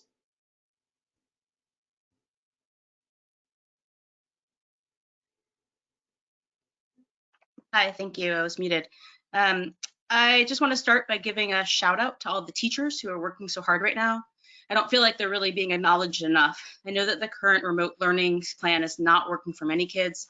Like many, I continue to mourn the loss of all they are missing from not being in person. But I just want to share that my kids' teachers I think are doing a really great job. My kindergartner is engaged and comes to me and says things like, "My teacher's so interesting. She teaches us all about fall, but we already know everything about space." He's learning his letters and clearly progressing, and he's enjoying learning about his classmates through daily show and shares. He's also actually progressing in virtual speech therapy. I didn't think that was possible. My older son's third grade teacher is also able to engage him. He went from writing 3-word sentences in the spring to 2-page stories this fall. He looks forward to the virtual field trips the third grade team at Argenziano is pulling together every Friday. His favorite trips so far have been to the Amazon rainforest and outer space. He's also truly excited about doing research for their social studies projects right now. So while I recognize this isn't working for all kids, it's really important for everyone to hear that it is working for some. It would, of course, be better for the kids to be in school, and we all want that. But COVID cases are going up, and we still don't know the long-term health effects for anyone, even if the initial case is minor as it is in children. I'm also particularly concerned about a couple things I've seen in the plans, particularly about kids in school going back to school by grade. And I don't know how that would logistically work for families, having one kid in one school and maybe 2 or 3 other kids in completely different schools. Maybe that isn't an issue based on what we heard today. And I'm also concerned about what virtual learning is going to look like. My kids will no doubt be better right now in 5 days of mostly synchronous learning than 2 days of in-person and 3 days of completely asynchronous. Thanks again, and good luck. Thank you for your comments. Next up is Michelle Lippens, then Fredo Duran, then Ronna McLaughlin. Michelle, the floor is yours. Okay, thanks. Hi, Michelle Lippens, 24 Thorpe Street. I'm here tonight as the co-director for the Somerville CPAC, a special education teacher, a product of public education, and a proud parent with SPS. Tonight, my focus is on showing you the difficult reality of having a child with special needs and how typical challenges are even further exacerbated without in-person schooling during a pandemic. For every child that has fully embraced remote instruction, there are 3 others who are falling apart socially, emotionally, and academically. I know this to be true as a special education teacher in a high-needs school district and as a parent of 3 children, one who has special needs and currently receives services through an IEP. Let me tell you what that looks like during remote learning. It's time to log into class, except your child is screaming and running away or hiding under the table. They finally log into class and are tilting the chair back, a repetitive action that helps calm anxiety. Then the chair slips, the child falls, they cry, disrupting the learning of their siblings who are also learning remotely. Then there's the torture of asynchronous work time, at least for me. You have an excruciating 45 minutes of relentless fighting to get your child to do one worksheet. Now, for what this feels like from the perspective of a parent, what it feels like is stressful is an understatement. Guilt, exhaustion, more guilt, frustration, and also deep gratitude for their teachers and specialists who managed to hold it together and stay positive even during the tantrums that happen every single day. Now let's think about those students who have complicated medical health issues and anxiety, who are learning another language, experiencing homelessness, food insecurity, who are part of historically marginalized groups, the list goes on. I'm privileged in many ways, and this is far and away harder than anything I've ever done in my life. And I'm also been teaching special education for 15 years. Also, I'm just scratching the surface of these challenges because I have very limited time and energy. But if you do not have a child with special needs at home, you don't know what this is like. There is indeed some phenomenal teaching happening remotely. Unfortunately, my special needs child misses a lot of it due to the fact that he's hiding under the table and I'm losing my patience. As always, I want to commend our incredibly dedicated SPS educators, administrators who are doing work under very difficult circumstances. Thank you. Thank you. Next up is Freda Duran, then Rhonda McLaughlin, Sarah Soares, and then Tara Fitzgerald. Freda, the floor is yours. Hi, I want to thank the school committee for all the hard work you do to reopen our schools. I also want to express my admiration for how well the teachers are dealing with the online format. That being said, I want to highlight how bad the current situation is for young children and families like ours. Somerville kids have been out of school for 8 months, and now here it's going to be even more. This is a huge amount of time for a 6-year-old like ours. Online school is a terrible format for a child this young. She's lonely, she keeps complaining that she needs friends, she keeps asking why her younger siblings can go to school safely and not her. It's really hard to keep her in front of Zoom, and she has regular tantrum when switching between asynchronous and synchronous. She's been miserable. In our experience, online school also requires a full-time adult to manage the child in addition to the teacher. How are people supposed to be able to work? Don't get me wrong, I have the uttermost respect for how the teachers manage to deal with this terrible format, but it's a terrible format. There's a reason we believe in in-person public education. Young kids need to be in the classroom with their teachers and their friends. And there's growing scientific evidence that they do not contribute much to the spread of the virus. I don't understand why Somerville is the only city, essentially in the entire world, that has not been able to reopen schools. Doesn't the city value public education? I hope the city and the teachers union can work with the school committee and find a solution to bring our kids back to school, because the current situation is just awful. Thank you. Next up is Rhonda McLaughlin.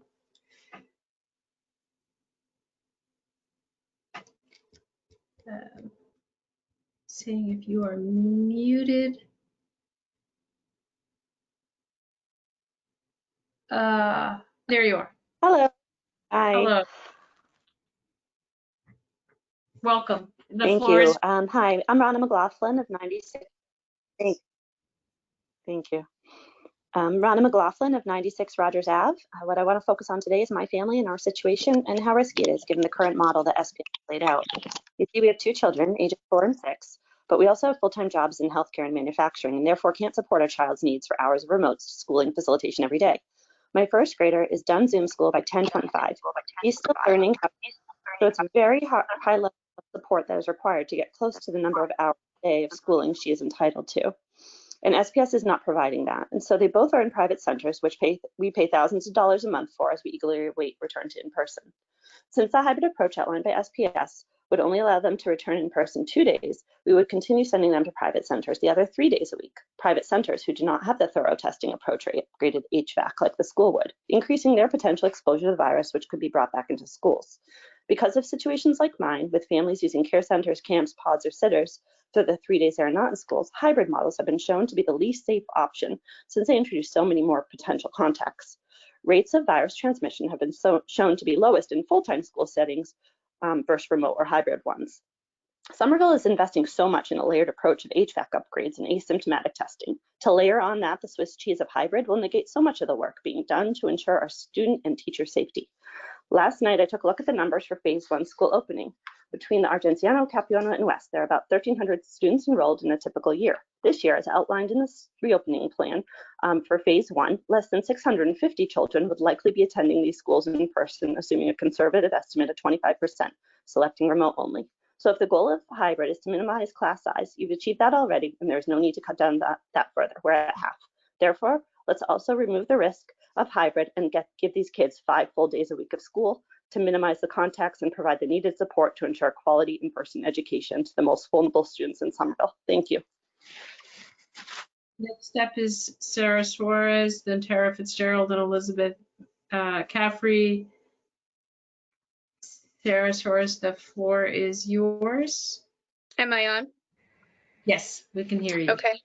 My name is Sarah Source, and I'm the mom of a first and third grader at Argenziano, and I've been a kindergarten teacher there for the past 12 years. I believe the city and the district has been listening to the loudest and sometimes most privileged parents. Then they put forth a plan to make it look as though things would be up and running by December 3rd in order to help quiet that crowd and push forth personal political agendas. It seems like the mayor knew all along we wouldn't open on December 3rd. And it sounds like we'll already be delayed. Surprise, surprise. But the district has achieved another goal, to pit the parents against the teachers like it's our fault. And it works every time. But hear this loud and clear. Parents, please look more closely and ask more questions. Yes, there is a testing plan in place and updated HVA systems, and I'm very thankful for that. But what about the daily procedures and systems for day-to-day classroom operations? What is the plan for the logistics of relocating dozens and dozens of classrooms to other buildings or different rooms in less than 11 school days? In 10 and a half school days, the first group of teachers and students were scheduled to come back. But did you know that if that was the case, the pre-K and K cohort would only have 4 days of in-person school before winter break? Regardless of our start date, let's talk about what the first day will look like. What school and classroom will your child be working at? No one knows. Who will teach those who remain remote? No one knows that either. What happens to the family who lives next door to their neighborhood school and doesn't have transportation to get to their new relocated classroom? Sorry, folks, no support here either. What happens to families who have 4 kids all at different schools but in the same cohort? Superpowers, maybe? What time will school end? Will it be half days, full days, shortened days? I don't know, take a guess. I could list a million more essential questions, but there are still no answers. We need answers for this to work. The district's plan will not work, and it will break up families, colleagues, classrooms, and could cause additional trauma. Please, let's work together to get the district to finalize a plan that is safe, equitable, and answers all of our questions before we reopen. Thank you. Next is Tara Fitzgerald, then Elizabeth Caffrey, then Amy Martinville. Tara Fitzgerald, the floor is yours. Yes, my name is Tara Fitzgerald, 40 Vinyl Avenue, parent of a 4th grade and 6th grade student at the Argenziano School. From my point of view, Somerville Public Schools is not doing remote learning well. My kids are not connecting with their class, teachers, classmates, and subject matter. I believe the school is prioritizing curriculum over the social and emotional development of the kids. Teacher-student communication is important. I am disappointed that my kids' teachers have not made an effort to check in with my kids on how they are doing and on their progress on their assignments each day. Children need to feel like the teacher cares about them, validates their emotional state, sees the schoolwork they are doing, encourages them, and helps them when needed. I believe the school should increase resources to establish and implement a formal structure to contact and check in with every student every day. In addition, we know that small group instruction is better suited to remote learning. Additional resources need to be provided to facilitate small group instruction at all grade levels. Parent-teacher communication is not as good as it needs to be. Google Classroom has the capability to send parents automated messages about the status of the students' assignments. I did not see my first automated message until November 5th. By then, my kids were well behind in their classwork and I didn't know the extent. The teachers didn't contact me. A small portion of kids can keep up with their work. My kids cannot. And kids like mine know that they are behind, which is harmful to their self-worth. In my opinion, the district needs to improve the way remote learning is conducted. The curriculum is huge and teachers are pushing through it. Is the state taking MCAS? How much learning is expected in the remote context and how is it measured? The teachers need to be given the resources and guidance on what works for remote learning. Also, teachers need to communicate better with the students and the parents. Thank you. Next up is Elizabeth Caffrey. Elizabeth, the floor is yours.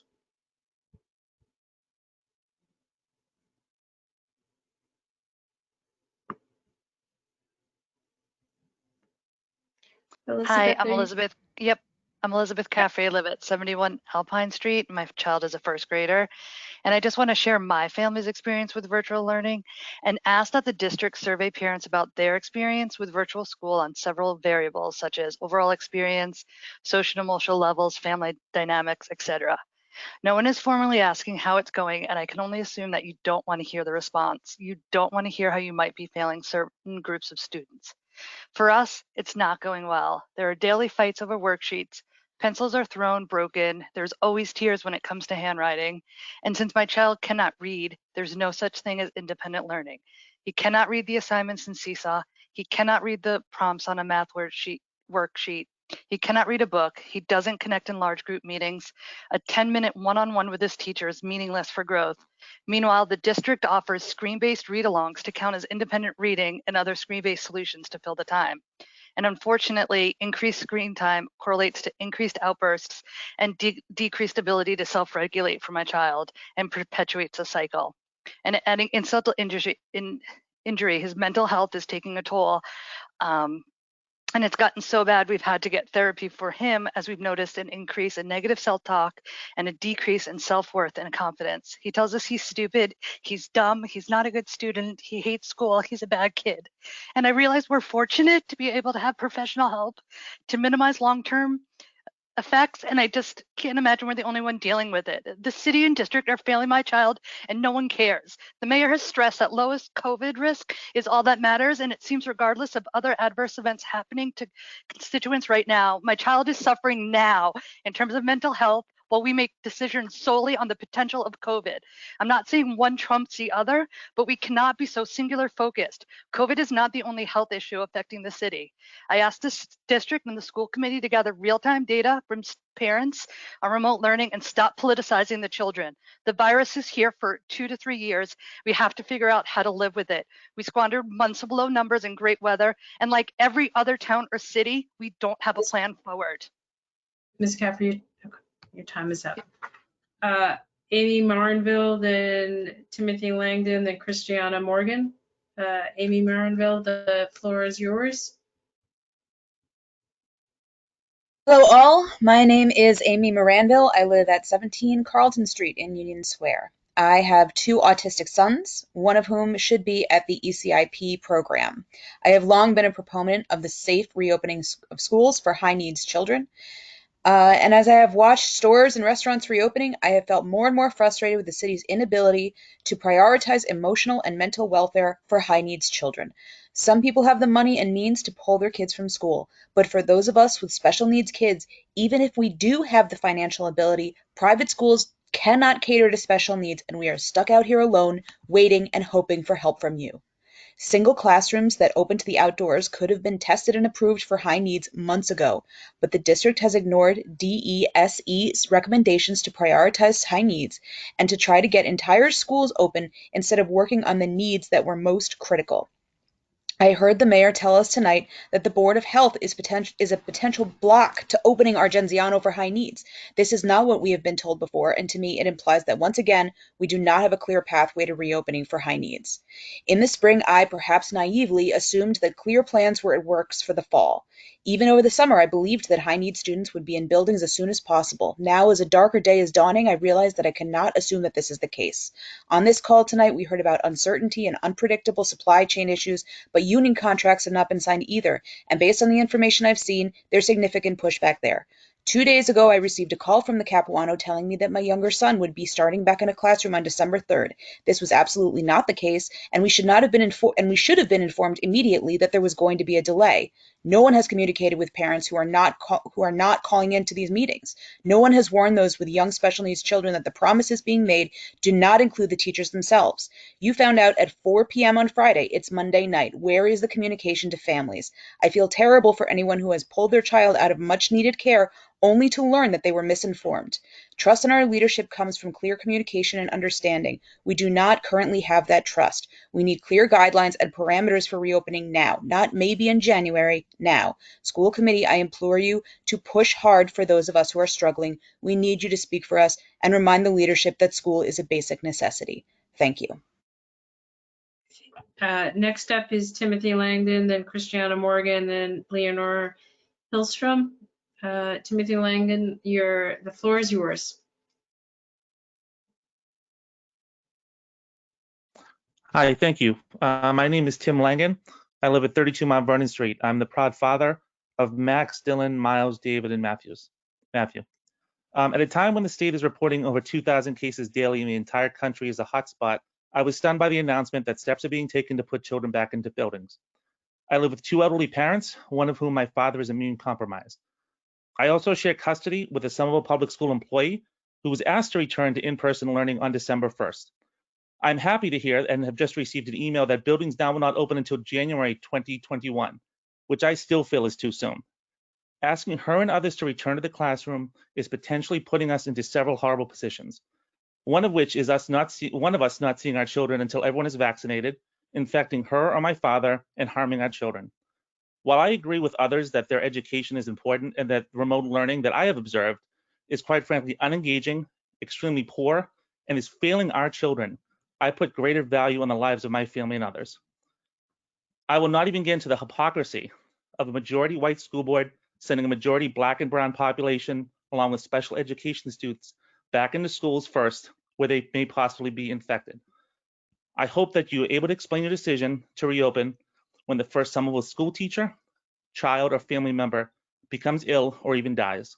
And I do hope you have a better explanation than what I had heard from Kristen Stayes. We're learning as we go along. Thank you. Next up is Christiana Morgan, then Leonore Hillerstrom, then Amar Majudar. Sorry about that. Christiana Morgan, the floor is yours. Hi. Okay. Sorry. I think we were both trying to mute and unmute. I'm Christiana Morgan at 21 Berkeley Street and parent of a Somerville High School student, and I'm also the counselor at the Capuano School. And I will say my initial comments that I wrote out and then timed myself far exceeded any time limit, so I will send them in writing. But then listening to tonight's presentation, what strikes me is where our focus needs to be now is on resolving all the logistic issues of the planned hybrid in-person, the hybrid in-person plan that was initially presented. It raised more questions than it provided assurances. And I know educators, as an educator, we were very confused and concerned about many of the factors. One of the suggestions that the SEU had made was to wait until we could open an additional building to prevent, to reduce the number of students and faculty being reassigned. That seems to have happened on its own, given the announcement from Rich Raish tonight. But I will say we do now have more time, and we should look at those questions. We should talk to the teachers and talk to the families and find out how we can do this appropriately. It's not add additional stressors to our community, to keep as much of the community together as they're used to, because they need those supports that are already established, which speaks to the social emotional learning of our students. Asking them to go to different buildings with new structures, with the school leaders, their teachers, who are also uncertain of how to manage a new environment, is not going to start us off with any sort of successful approach. So instead of advocating to push back a date, that seems to be happening, I think we have time to really look at what the educator concerns are and develop a really strong plan. We've been working really hard on remote. We can do it for in person as well. Thank you.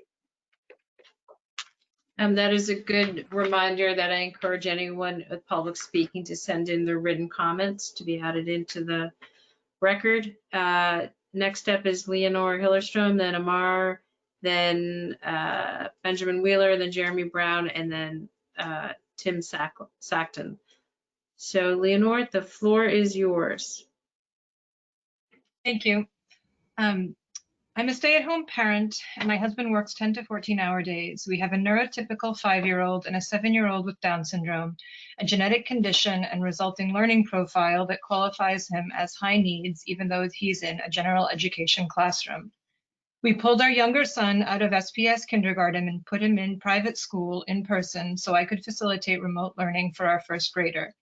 While our son with high needs has made progress academically thanks to his excellent and devoted teachers, therapists, and classroom special education aid, he would not be able to make this progress without me sitting next to him the whole time. I need to reward him for good work and focus and chase after him when he jumps out of his seat and runs away, carrying him back to his chair, encouraging him to do more. During large and small group calls, I need to point to the screen constantly and repeat what teachers and classmates say to him and repeat what he says to them because his speech can be unclear and he cannot process a busy screen or people talking too quickly. He can barely write because of his disability and uses every avoidance tactic possible to get away from doing even modified classroom assignments. So we spend far more time doing asynchronous work than with a typically developing child, and as a result also do far less asynchronous work than his classmates. He does not recognize when he needs to use the bathroom, so even though he's now in underwear, I need to take him to the bathroom regularly or he'll have an accident. He is a loving, smart, kind boy who also struggles terribly with impulse control. I will do anything for him, but I'm worn thin by the round-the-clock support I need to give him. He has an intellectual disability, so I know that if I don't do everything within my power to keep up now, that it will take 2 or 3 times more work for him to catch up once he's back at school. We advocated tirelessly to get him into a general education class with lots of special education support because he thrives working and playing with his typical peers. He was offered a place in a sub-separate classroom temporarily on December 1st because of his high needs, but a good chunk of that time would still be doing remote learning with his occupational, speech, and physical therapists, as well as group calls with his general education class, all of course masked and in a room that would likely have more distractions than at home. He would need to get to know a new teacher and peers. He does need to go back in person, but this plan does not meet his needs. He needs to work in person with his occupational therapist on handwriting and receive specialized instruction in person with his special education teacher. He requires multisensory learning that cannot be delivered remotely unless it's by me outside of school hours or mimicking his teachers during remote learning with our own math cube, blackboard, calendar, number cards, etc. Time is up. Ms. Westrom, your time is up. I'm sorry. Please submit your full comments in writing. We would appreciate that. Thank you. Next up is Amar Majardar, then Benjamin Wheeler, then Jeremy Brown, then Tim Sackton. Amar, the floor is yours. Hi, I'm the father of a 3rd grader in SPS. While we've been very appreciative of our child's teachers' efforts in conducting a remote learning curriculum, we're really eager to start in-person learning as soon as possible. We've been frustrated that there have been further delays, but at this point are not surprised. I think what's most frustrating for us and where we and maybe other parents need more explanation is why we have delayed our start to in-person learning while other neighboring communities have not and have begun early in the fall. Do we have exceedingly high standards in terms of HVAC systems or other districts substandard? Do they have better facilities that would meet your standards? Do bars and restaurants at Somerville have to meet the same standard to remain open? And in contrast, and with those current standards that they've been operating at, have there been negative consequences in terms of COVID spread? I think another question in our minds has been what is the status of the STA negotiations, because that has not been very transparent to parents, and how is that affecting the current delay in the start date of in-person learning? And how is the will of families, 70% of whom in Somerville want some form of in-person learning, being expressed in these negotiations, and how is that being received by teachers? Thank you. Next is Benjamin Wheeler, then Jeremy Brown, then Tim Sackton. Benjamin Wheeler, the floor is yours.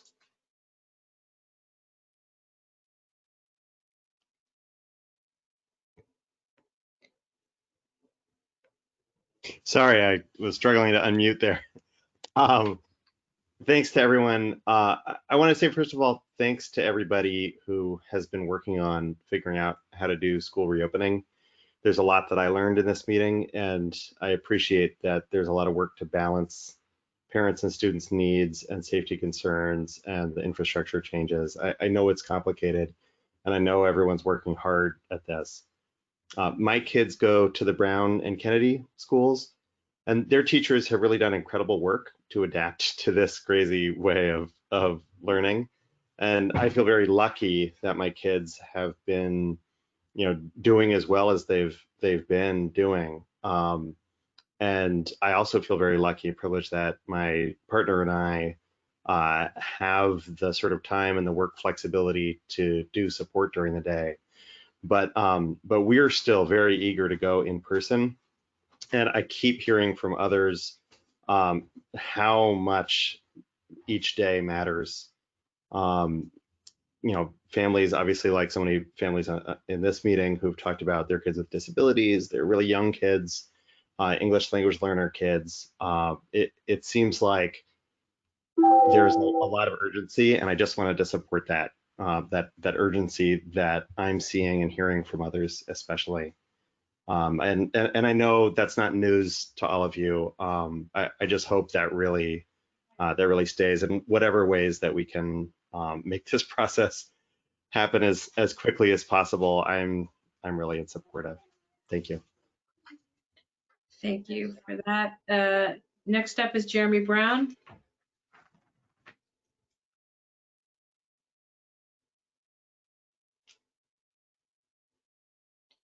Jeremy, are you? I'm now unmuted. Can you hear me? Yes, we can hear you now. All right.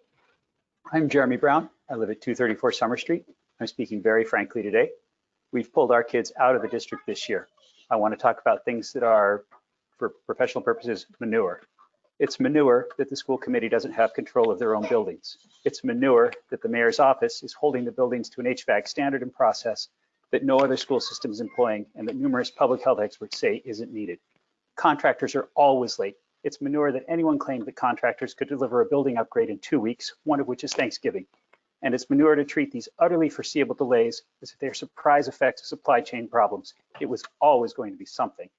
It's manure that kids with special needs haven't gotten services in 8 months, and it's manure that they still won't for months to come. And the district will spend millions resolving righteous lawsuits from families who are owed these services by law. It's manure that daycares are safely open and SPS is shut. It's manure that Legoland is open and SPS is shut. It's manure that working parents of Somerville, and especially working moms, are being driven from the workforce because SPS is shut.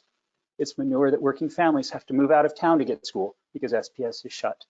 And by the way, union reps on Facebook are saying that Zoom school is going well for the kids. Well, we've heard that's manure too. There are plenty of parents who are telling us that's not working for the kids and their families.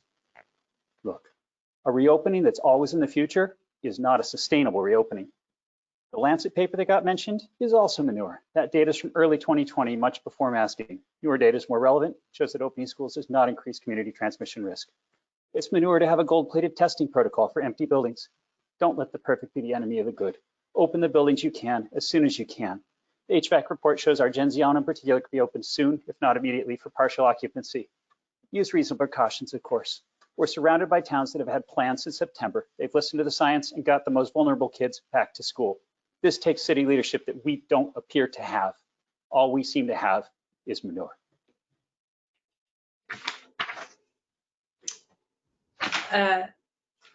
And last is Tim Sackman, and the floor is yours. Hi, my name is Tim Sackton, and I live at 20 Wallace Street in Somerville. I have 2 kids who attend Somerville Public Schools, a 1st grader and a 5th grader. I'd like today to just simply speak about my family's experience of remote school, particularly from my 1st grader over the past few months. While I'm glad that remote learning is working for some families, it is not for mine. This is my experience only, and I know I'm speaking from a position of several kinds of privilege, but I make this comment because although I know everyone is working really hard to get us back into buildings as soon as possible, at every update, it feels like there is another slippage in the timeline, as we heard today. And with each delay, things just feel more and more impossible for working parents. On paper, I think my family must look like a success story of remote school. My 1st grader attends almost all his Zoom meetings and he seems to participate in them. He doesn't consistently do asynchronous work, but perhaps he seems to do enough to get by. However, from the other side of the camera, the stress and exhaustion of putting on the appearance of success is slowly grinding us to dust. Both my wife and I work full-time jobs, and my wife's job requires her to be out of the house several days a week. Somerville's remote learning plan for young kids, K through 2 in particular, has never been feasible for families where both parents work. And as hard as we try, the current situation is unsustainable. And let's be honest, the burden of this largely falls on women's careers, which are being sacrificed to remote school in record numbers. And it's getting harder and harder every day to get my first grader to focus on school, as he is also worn out by the daily grind. Less and less asynchronous work is getting done, and now he is probably getting 1 to 2 hours of education a day at best. He would be much better off with 2 full days of in-person school and 3 days of nothing than what he is getting now. I make these comments largely to emphasize that the perspective from the other side of the camera, so to speak, may not be what it seems. Just because attendance is good and kids are participating in remote school does not mean that we are doing well. I hope the district will not and is not assuming that just because attendance is high, things are working. Importantly, I want to end by emphasizing this is not a comment about our dedicated and amazing teachers who are doing everything they can to make this work. But there is always going to be a hard limit to how much teachers can actually do when the kids and teachers only see each other for an hour a day and are not together. Thank you. Thank you. And again, I encourage anyone in public comment to submit their comments in writing. We will now go to the report of the superintendent. Superintendent Skipper. Thank you, Madam Chair. Just in terms of the personnel.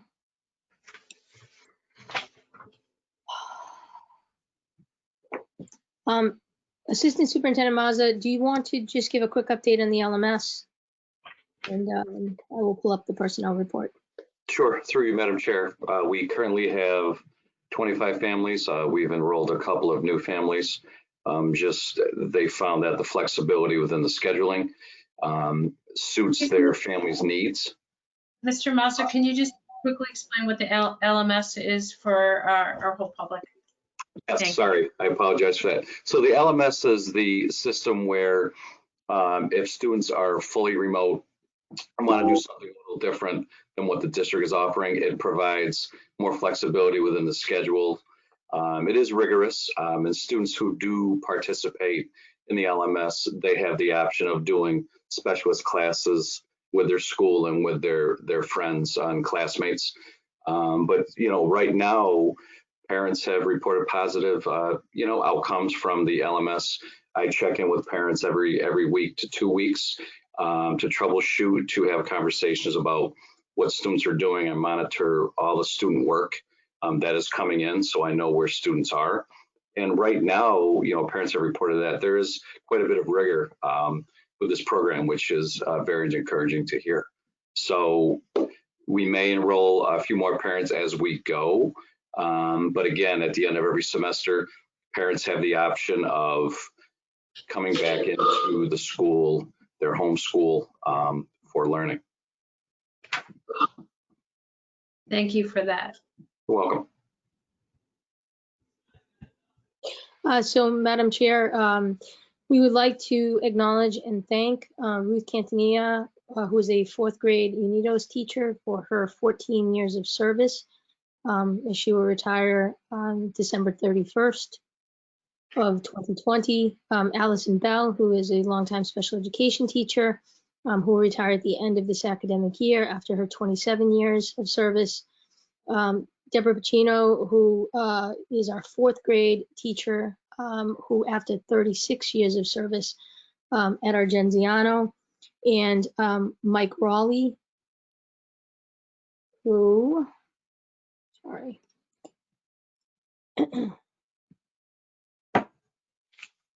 Mike Raleigh, who is the in-house suspension advisor up at the high school for his 30 years of service in many roles. He will retire at the end of this academic year. And that concludes our report. Much of it was in the health and buildings piece. Thank you for that.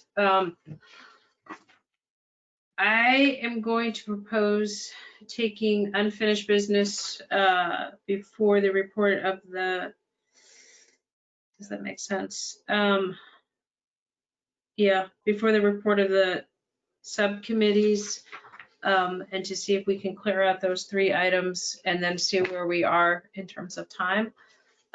So we will be going to item number 7, unfinished business, public school policy manual. There are 3 policies listed. Let me just get them in front of me. So the first one is the JLCB, which Dr. Phillips reminded us that we had done a first reading of, and then we had held off because we were looking for a legal counsel on how do we then incorporate the testing and the flu vaccine policy into it. I think we answered our own question by developing 2 separate policies. So my suggestion to the committee would be, let us go through the flu testing policy for the second reading and the COVID testing policy for the second reading. And then perhaps we can send both of those in combination with the immunization, the JLCB, to rules for them to reconcile the 2 to see if we actually, if there's updates that we need to do to the immunization policy.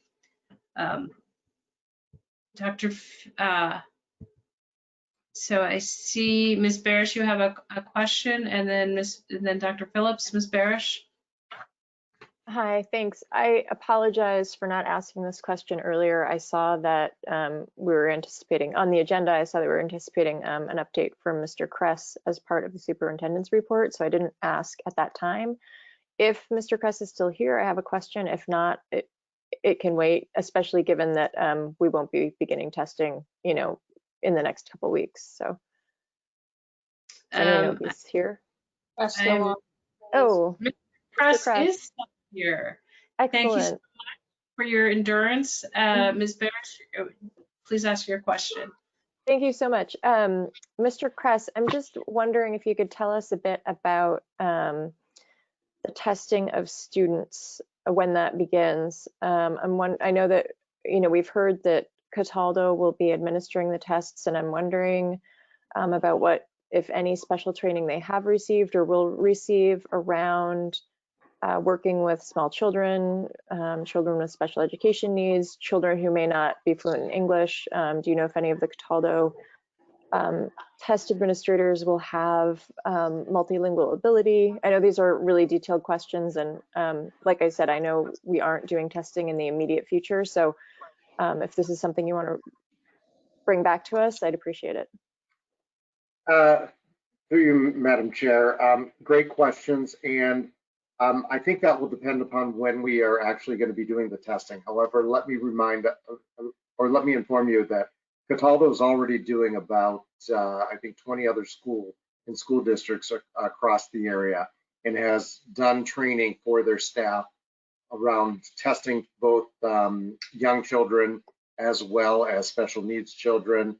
And I think it really depends upon the population and what staff they have available of the language capacities. I know we're also trying to help them find staffing to meet some of those needs, because as you can imagine, many of these, the crews that are doing some of this testing are in high demand. I also remind us that these are ambulance attendants, so EMTs, so they are often out doing a variety of trainings on all types of individuals, because they are treating them in the ambulances and are responding on ambulance calls. So they have a variety of trainings regarding special populations. Some of them do have language capacities, and they also are working, with making sure that they understand how to do testing on young children.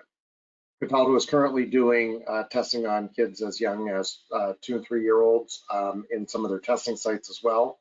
So they have some experience doing that and are training their staff on how to do that to make sure that it's limiting any of the potential challenges that students may face. I also remind us that the way that the protocols that were put in place is that they would be with their cohort or their teachers and others. So if there's some language challenges or if there's language differences that we have, that we would be able to work through some of those fairly quickly as we begin the protocol. Does that answer your question, Ms. Barish?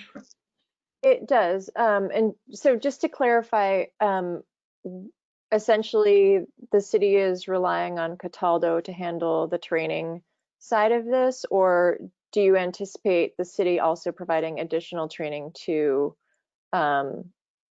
the folks administering the tests?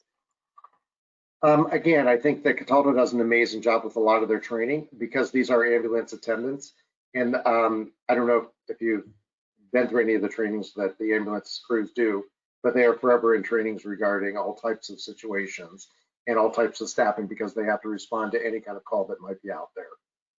So we are not, at this time, we haven't decided or we have not suggested doing any other trainings, but if you have something in mind, I'm certainly, Cataldo would be willing to listen to your concerns or listen to any trainings that may have available to them. Great. Thanks so much, Mr. Kress. Thank you. And then Dr. Phillips, is your question for? It's not for Mr. Kress until I see Ms. Pitone does have a question. I appreciate that. Ms. Pitone?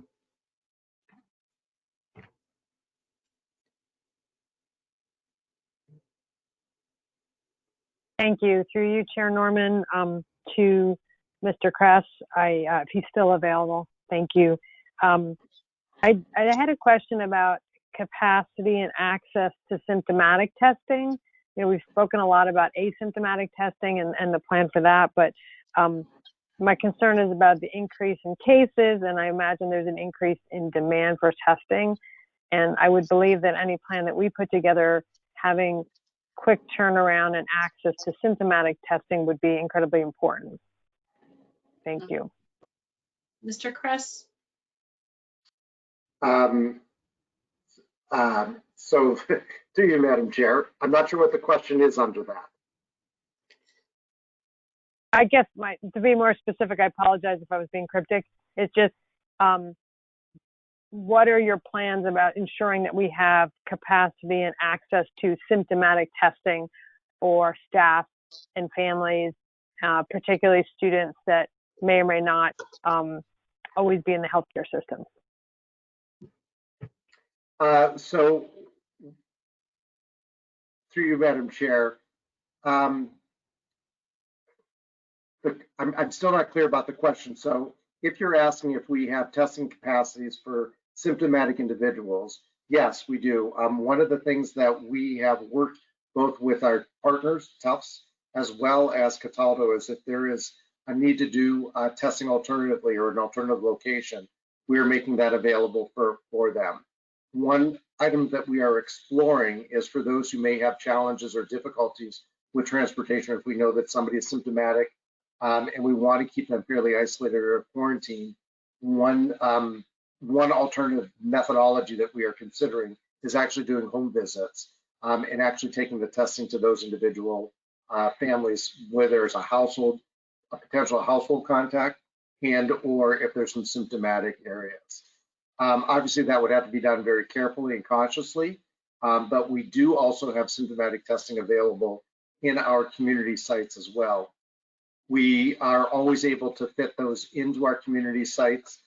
We always reserve a couple of slots similar to a doctor's office where they would have slots in the morning or make them available in the morning for anybody who may need to call in because of symptomatic situations. But usually what we do is we try and use those for close contact individuals and symptomatics. There are a variety of other options that are out there. I also remind people if they're thinking about being tested now, that they should also check out Stop the Spread MA. Just Google that, and it has a variety of locations across the Commonwealth that also offer walk-up testing. And so no appointment would be needed. And there's a variety of those across the Commonwealth. We have several in Chelsea, Everett, Revere for people to utilize as well. Thank you. That is a helpful piece of information. Thank you. Mr. Dr. Phillips, you had a question or concern?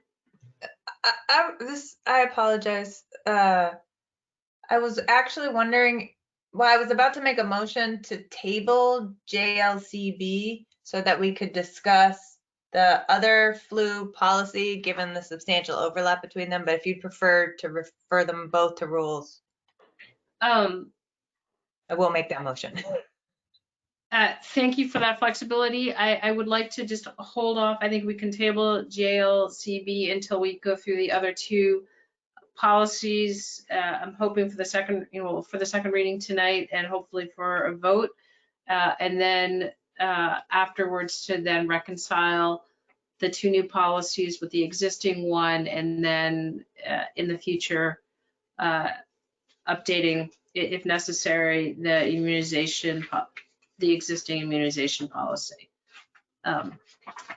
So with that, thank you for that question. The flu testing, do I even have it in front of me?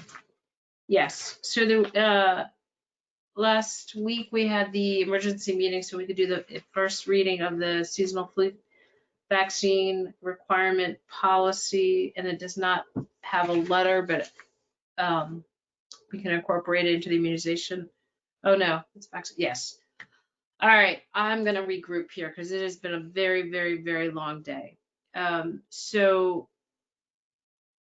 there was a motion last week, I can't even remember, to consider the seasonal flu vaccine requirement, or we just did the reading. I think we just did the reading. I would consider a motion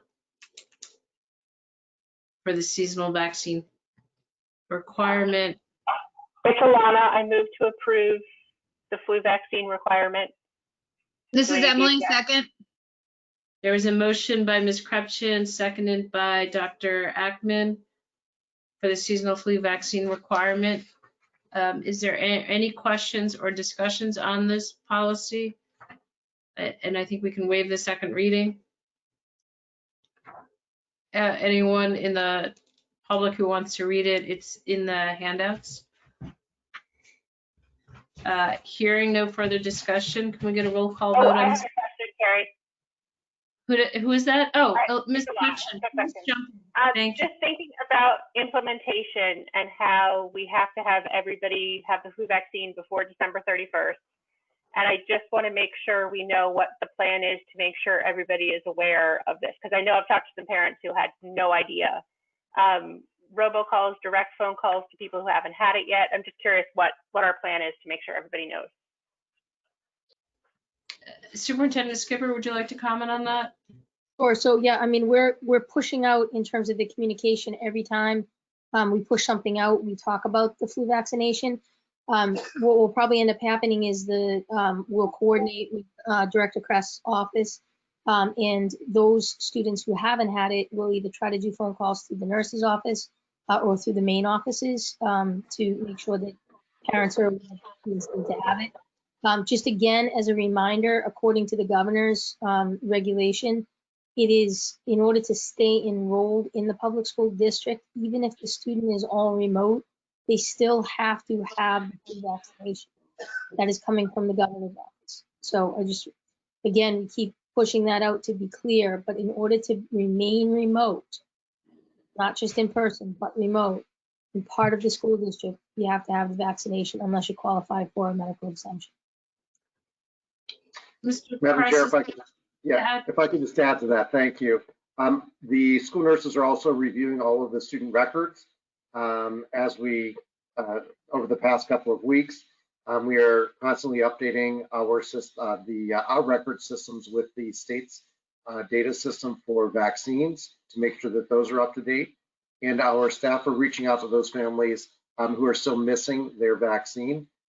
As Superintendent Skipper also mentioned, we put this on every communications that the school district is sending out. We're trying to do it as well. Any help that the school committee members could do to assist us with reminding staff or reminding our parents of that would be fantastic, and we certainly would appreciate that. And also, we are going to be doing a variety of seasonal flu vaccine clinics still coming up over the next couple of days. We are working with the school nurse to identify those students who are missing not just the flu vaccine, but other vaccines. So we can also try and bring those vaccines up to date as well. So please work with the school nurses in each of the buildings so that we can make sure that we do have those updated. If you do have your child or students do have their vaccines done in other locations, please get a copy of those records and send those in to the school, so we're able to update them manually as well. Thank you. Ms. Barish, you have a question on this? I do. Thanks so much. Through you to Mr. Kress, if folks are either having a hard time getting flu or other required vaccinations through their primary care physician, or if they don't currently have regular health care, could they reach out to your office or to a school nurse for help with that? What would be the appropriate process? Thank you for the question to you, Madam Chair. Yeah, they could reach out to their school nurse, and they can just leave a message, because many of our school nurses are working remotely as well right now to follow the protocols. But they can certainly leave a message on the school nurse's phone, and they will reach back to them. Thank you. Thank you for that. Are there any further comments or questions on the seasonal flu vaccine requirement? With that, Superintendent, can we get a roll call vote, please?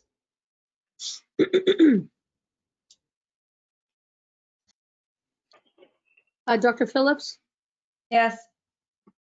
Ms. Krepchin, Yes. President McLaughlin, Yes. Mayor Curtatone, Yes. Mr. Green, Yes. Ms. Barish, Yes.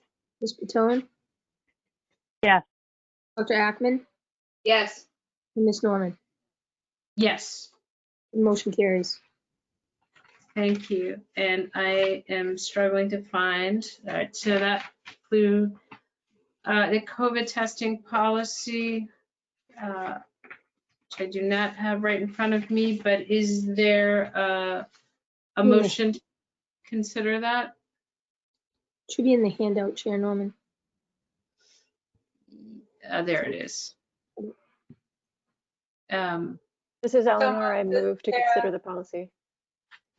There's a motion by Ms. Barish, seconded by Sarah Phillips.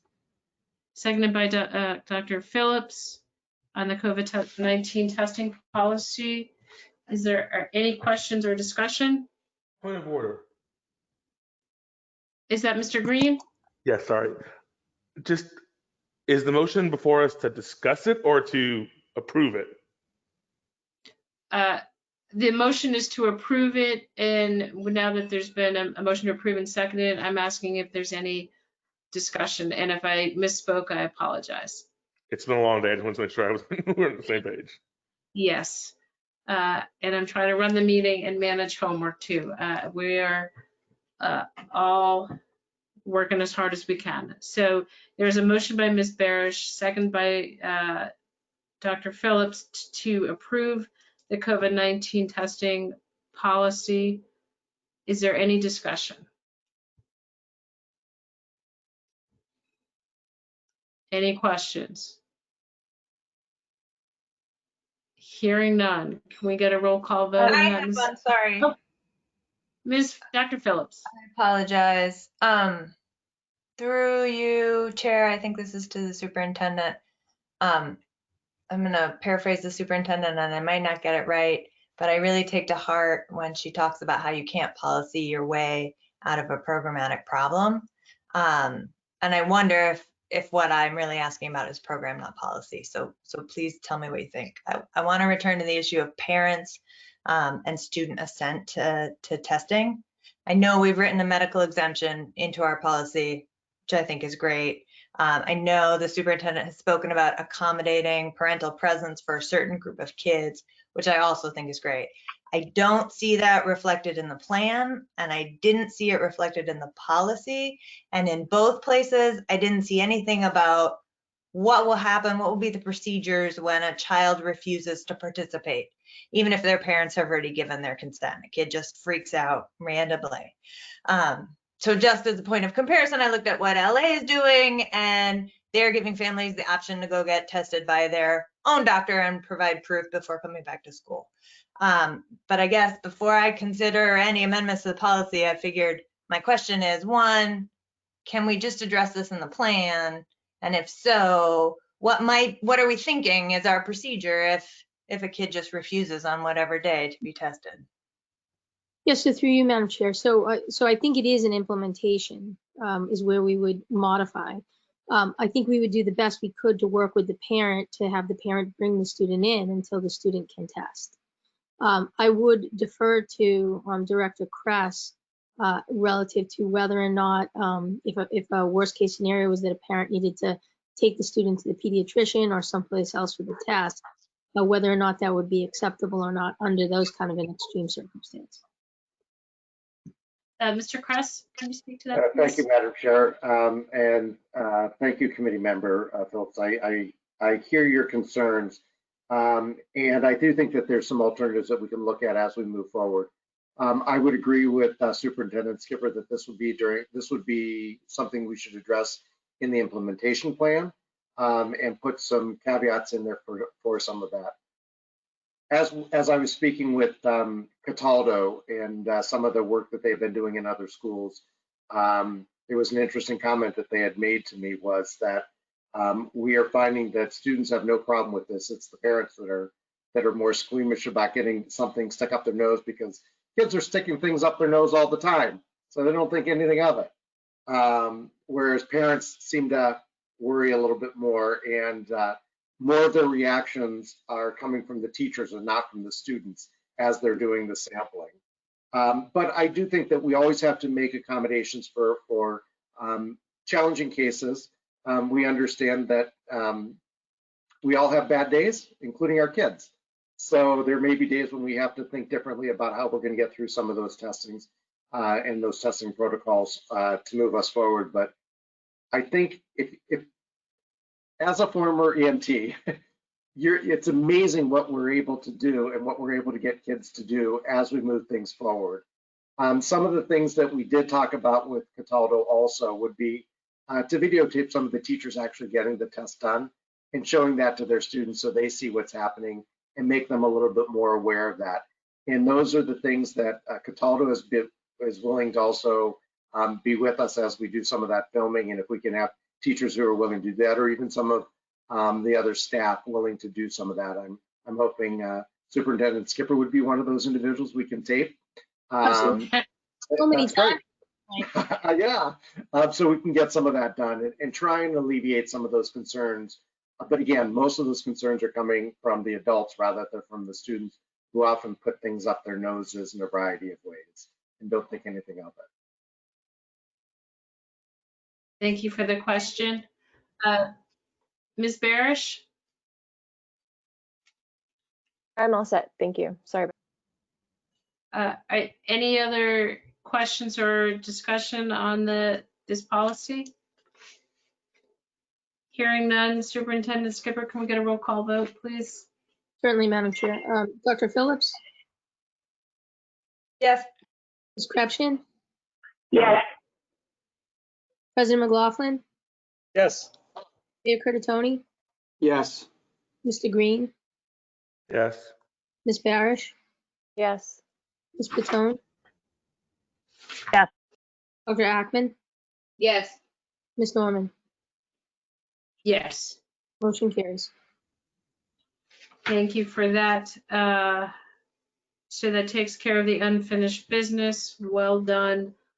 I am going to put the reports onto the next school committee meeting, but to move on to new business, particularly because there are grants that we need to accept. But before that, Mr. Green, first item under new business is the MASC Delegate Assembly Report. Oh, I'm sorry. Ms. Phillips, did you want to make an amendment? I did, but you know, I trust the school department so much that when I ask for an update, I'm sure they will give it. So I don't actually think we need to put it in the policy. Thank you for that. And I would encourage my colleagues, if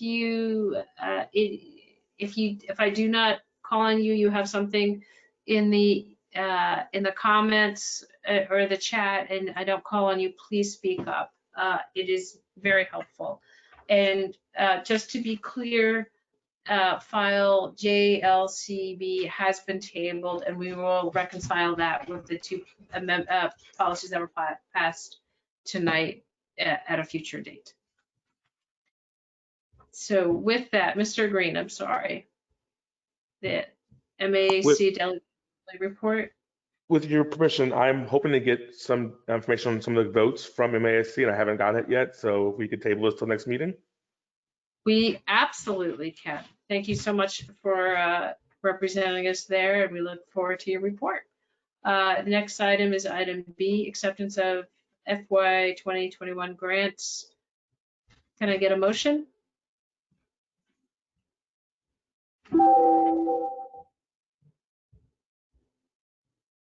This is Eleanor. I move to accept all federal entitlement and continuation grants and all state continuation grants awarded to the Somerville Public Schools below.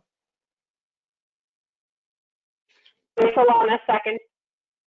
There is a motion by Ms. Barris, seconded by Ms. Krepchin. Are there any questions, or Superintendent, is there a quick, I guess these are fairly self-explanatory, that COVID resiliency. Okay. It's a small grant to support the volunteer program relative to students. Great. Thank you for that. Hearing no discussion, can we get a roll call vote on this to accept the grants? Dr. Phillips? Yes. Ms. Krepchin? Yes. President McLaughlin? Yes. Mayor Curtatone? Yes. Mr. Green? Yes. Ms. Barish? Yes. Ms.Pitone? Yes. Dr. Ackman? Yes. Norman? Yes. Motion carries. Thank you for that. Next item of business is donations. Can I get a motion? This is Eleanor Barish. I move to accept the donation of $50 from Adrian Eaton in Belmont, Massachusetts to the Somerville Public Schools Music Department with gratitude. Ms. Solana, second. There is a motion by Ms. Barish, seconded by Ms. Krepchin. Any discussion? Can I ask you to get a roll call vote for that, please? Dr. Phillips? Yes. Krepchin? Yes. President McLaughlin? Yes. Mayor Curtatone? Yes. Mr. Green? Yes. Ms. Barish? Yes. Ms. Pitone? Yes. Dr. Ackman? Yes. Ms. Norman? Yes. Motion carries. Thank you for that. The next item is items from board members. Do any board members have items for tonight? Hearing none. Dr. Ackman, are there condolences? There are. The Somerville School Committee would like to extend its deepest or its sincerest condolences to the families of Miriam Lockhart, teacher at Scale, Matthias Stryer Hernandez, son of Siri Stryer, Somerville High School multilingual learner academic support coordinator, Mary McDonough, mother of Athena Sweeney, retired Somerville High School teacher, and Mario Davalia, husband of Sarah Davalia, district administrator of programs, multilingual learner education, family and community partnerships.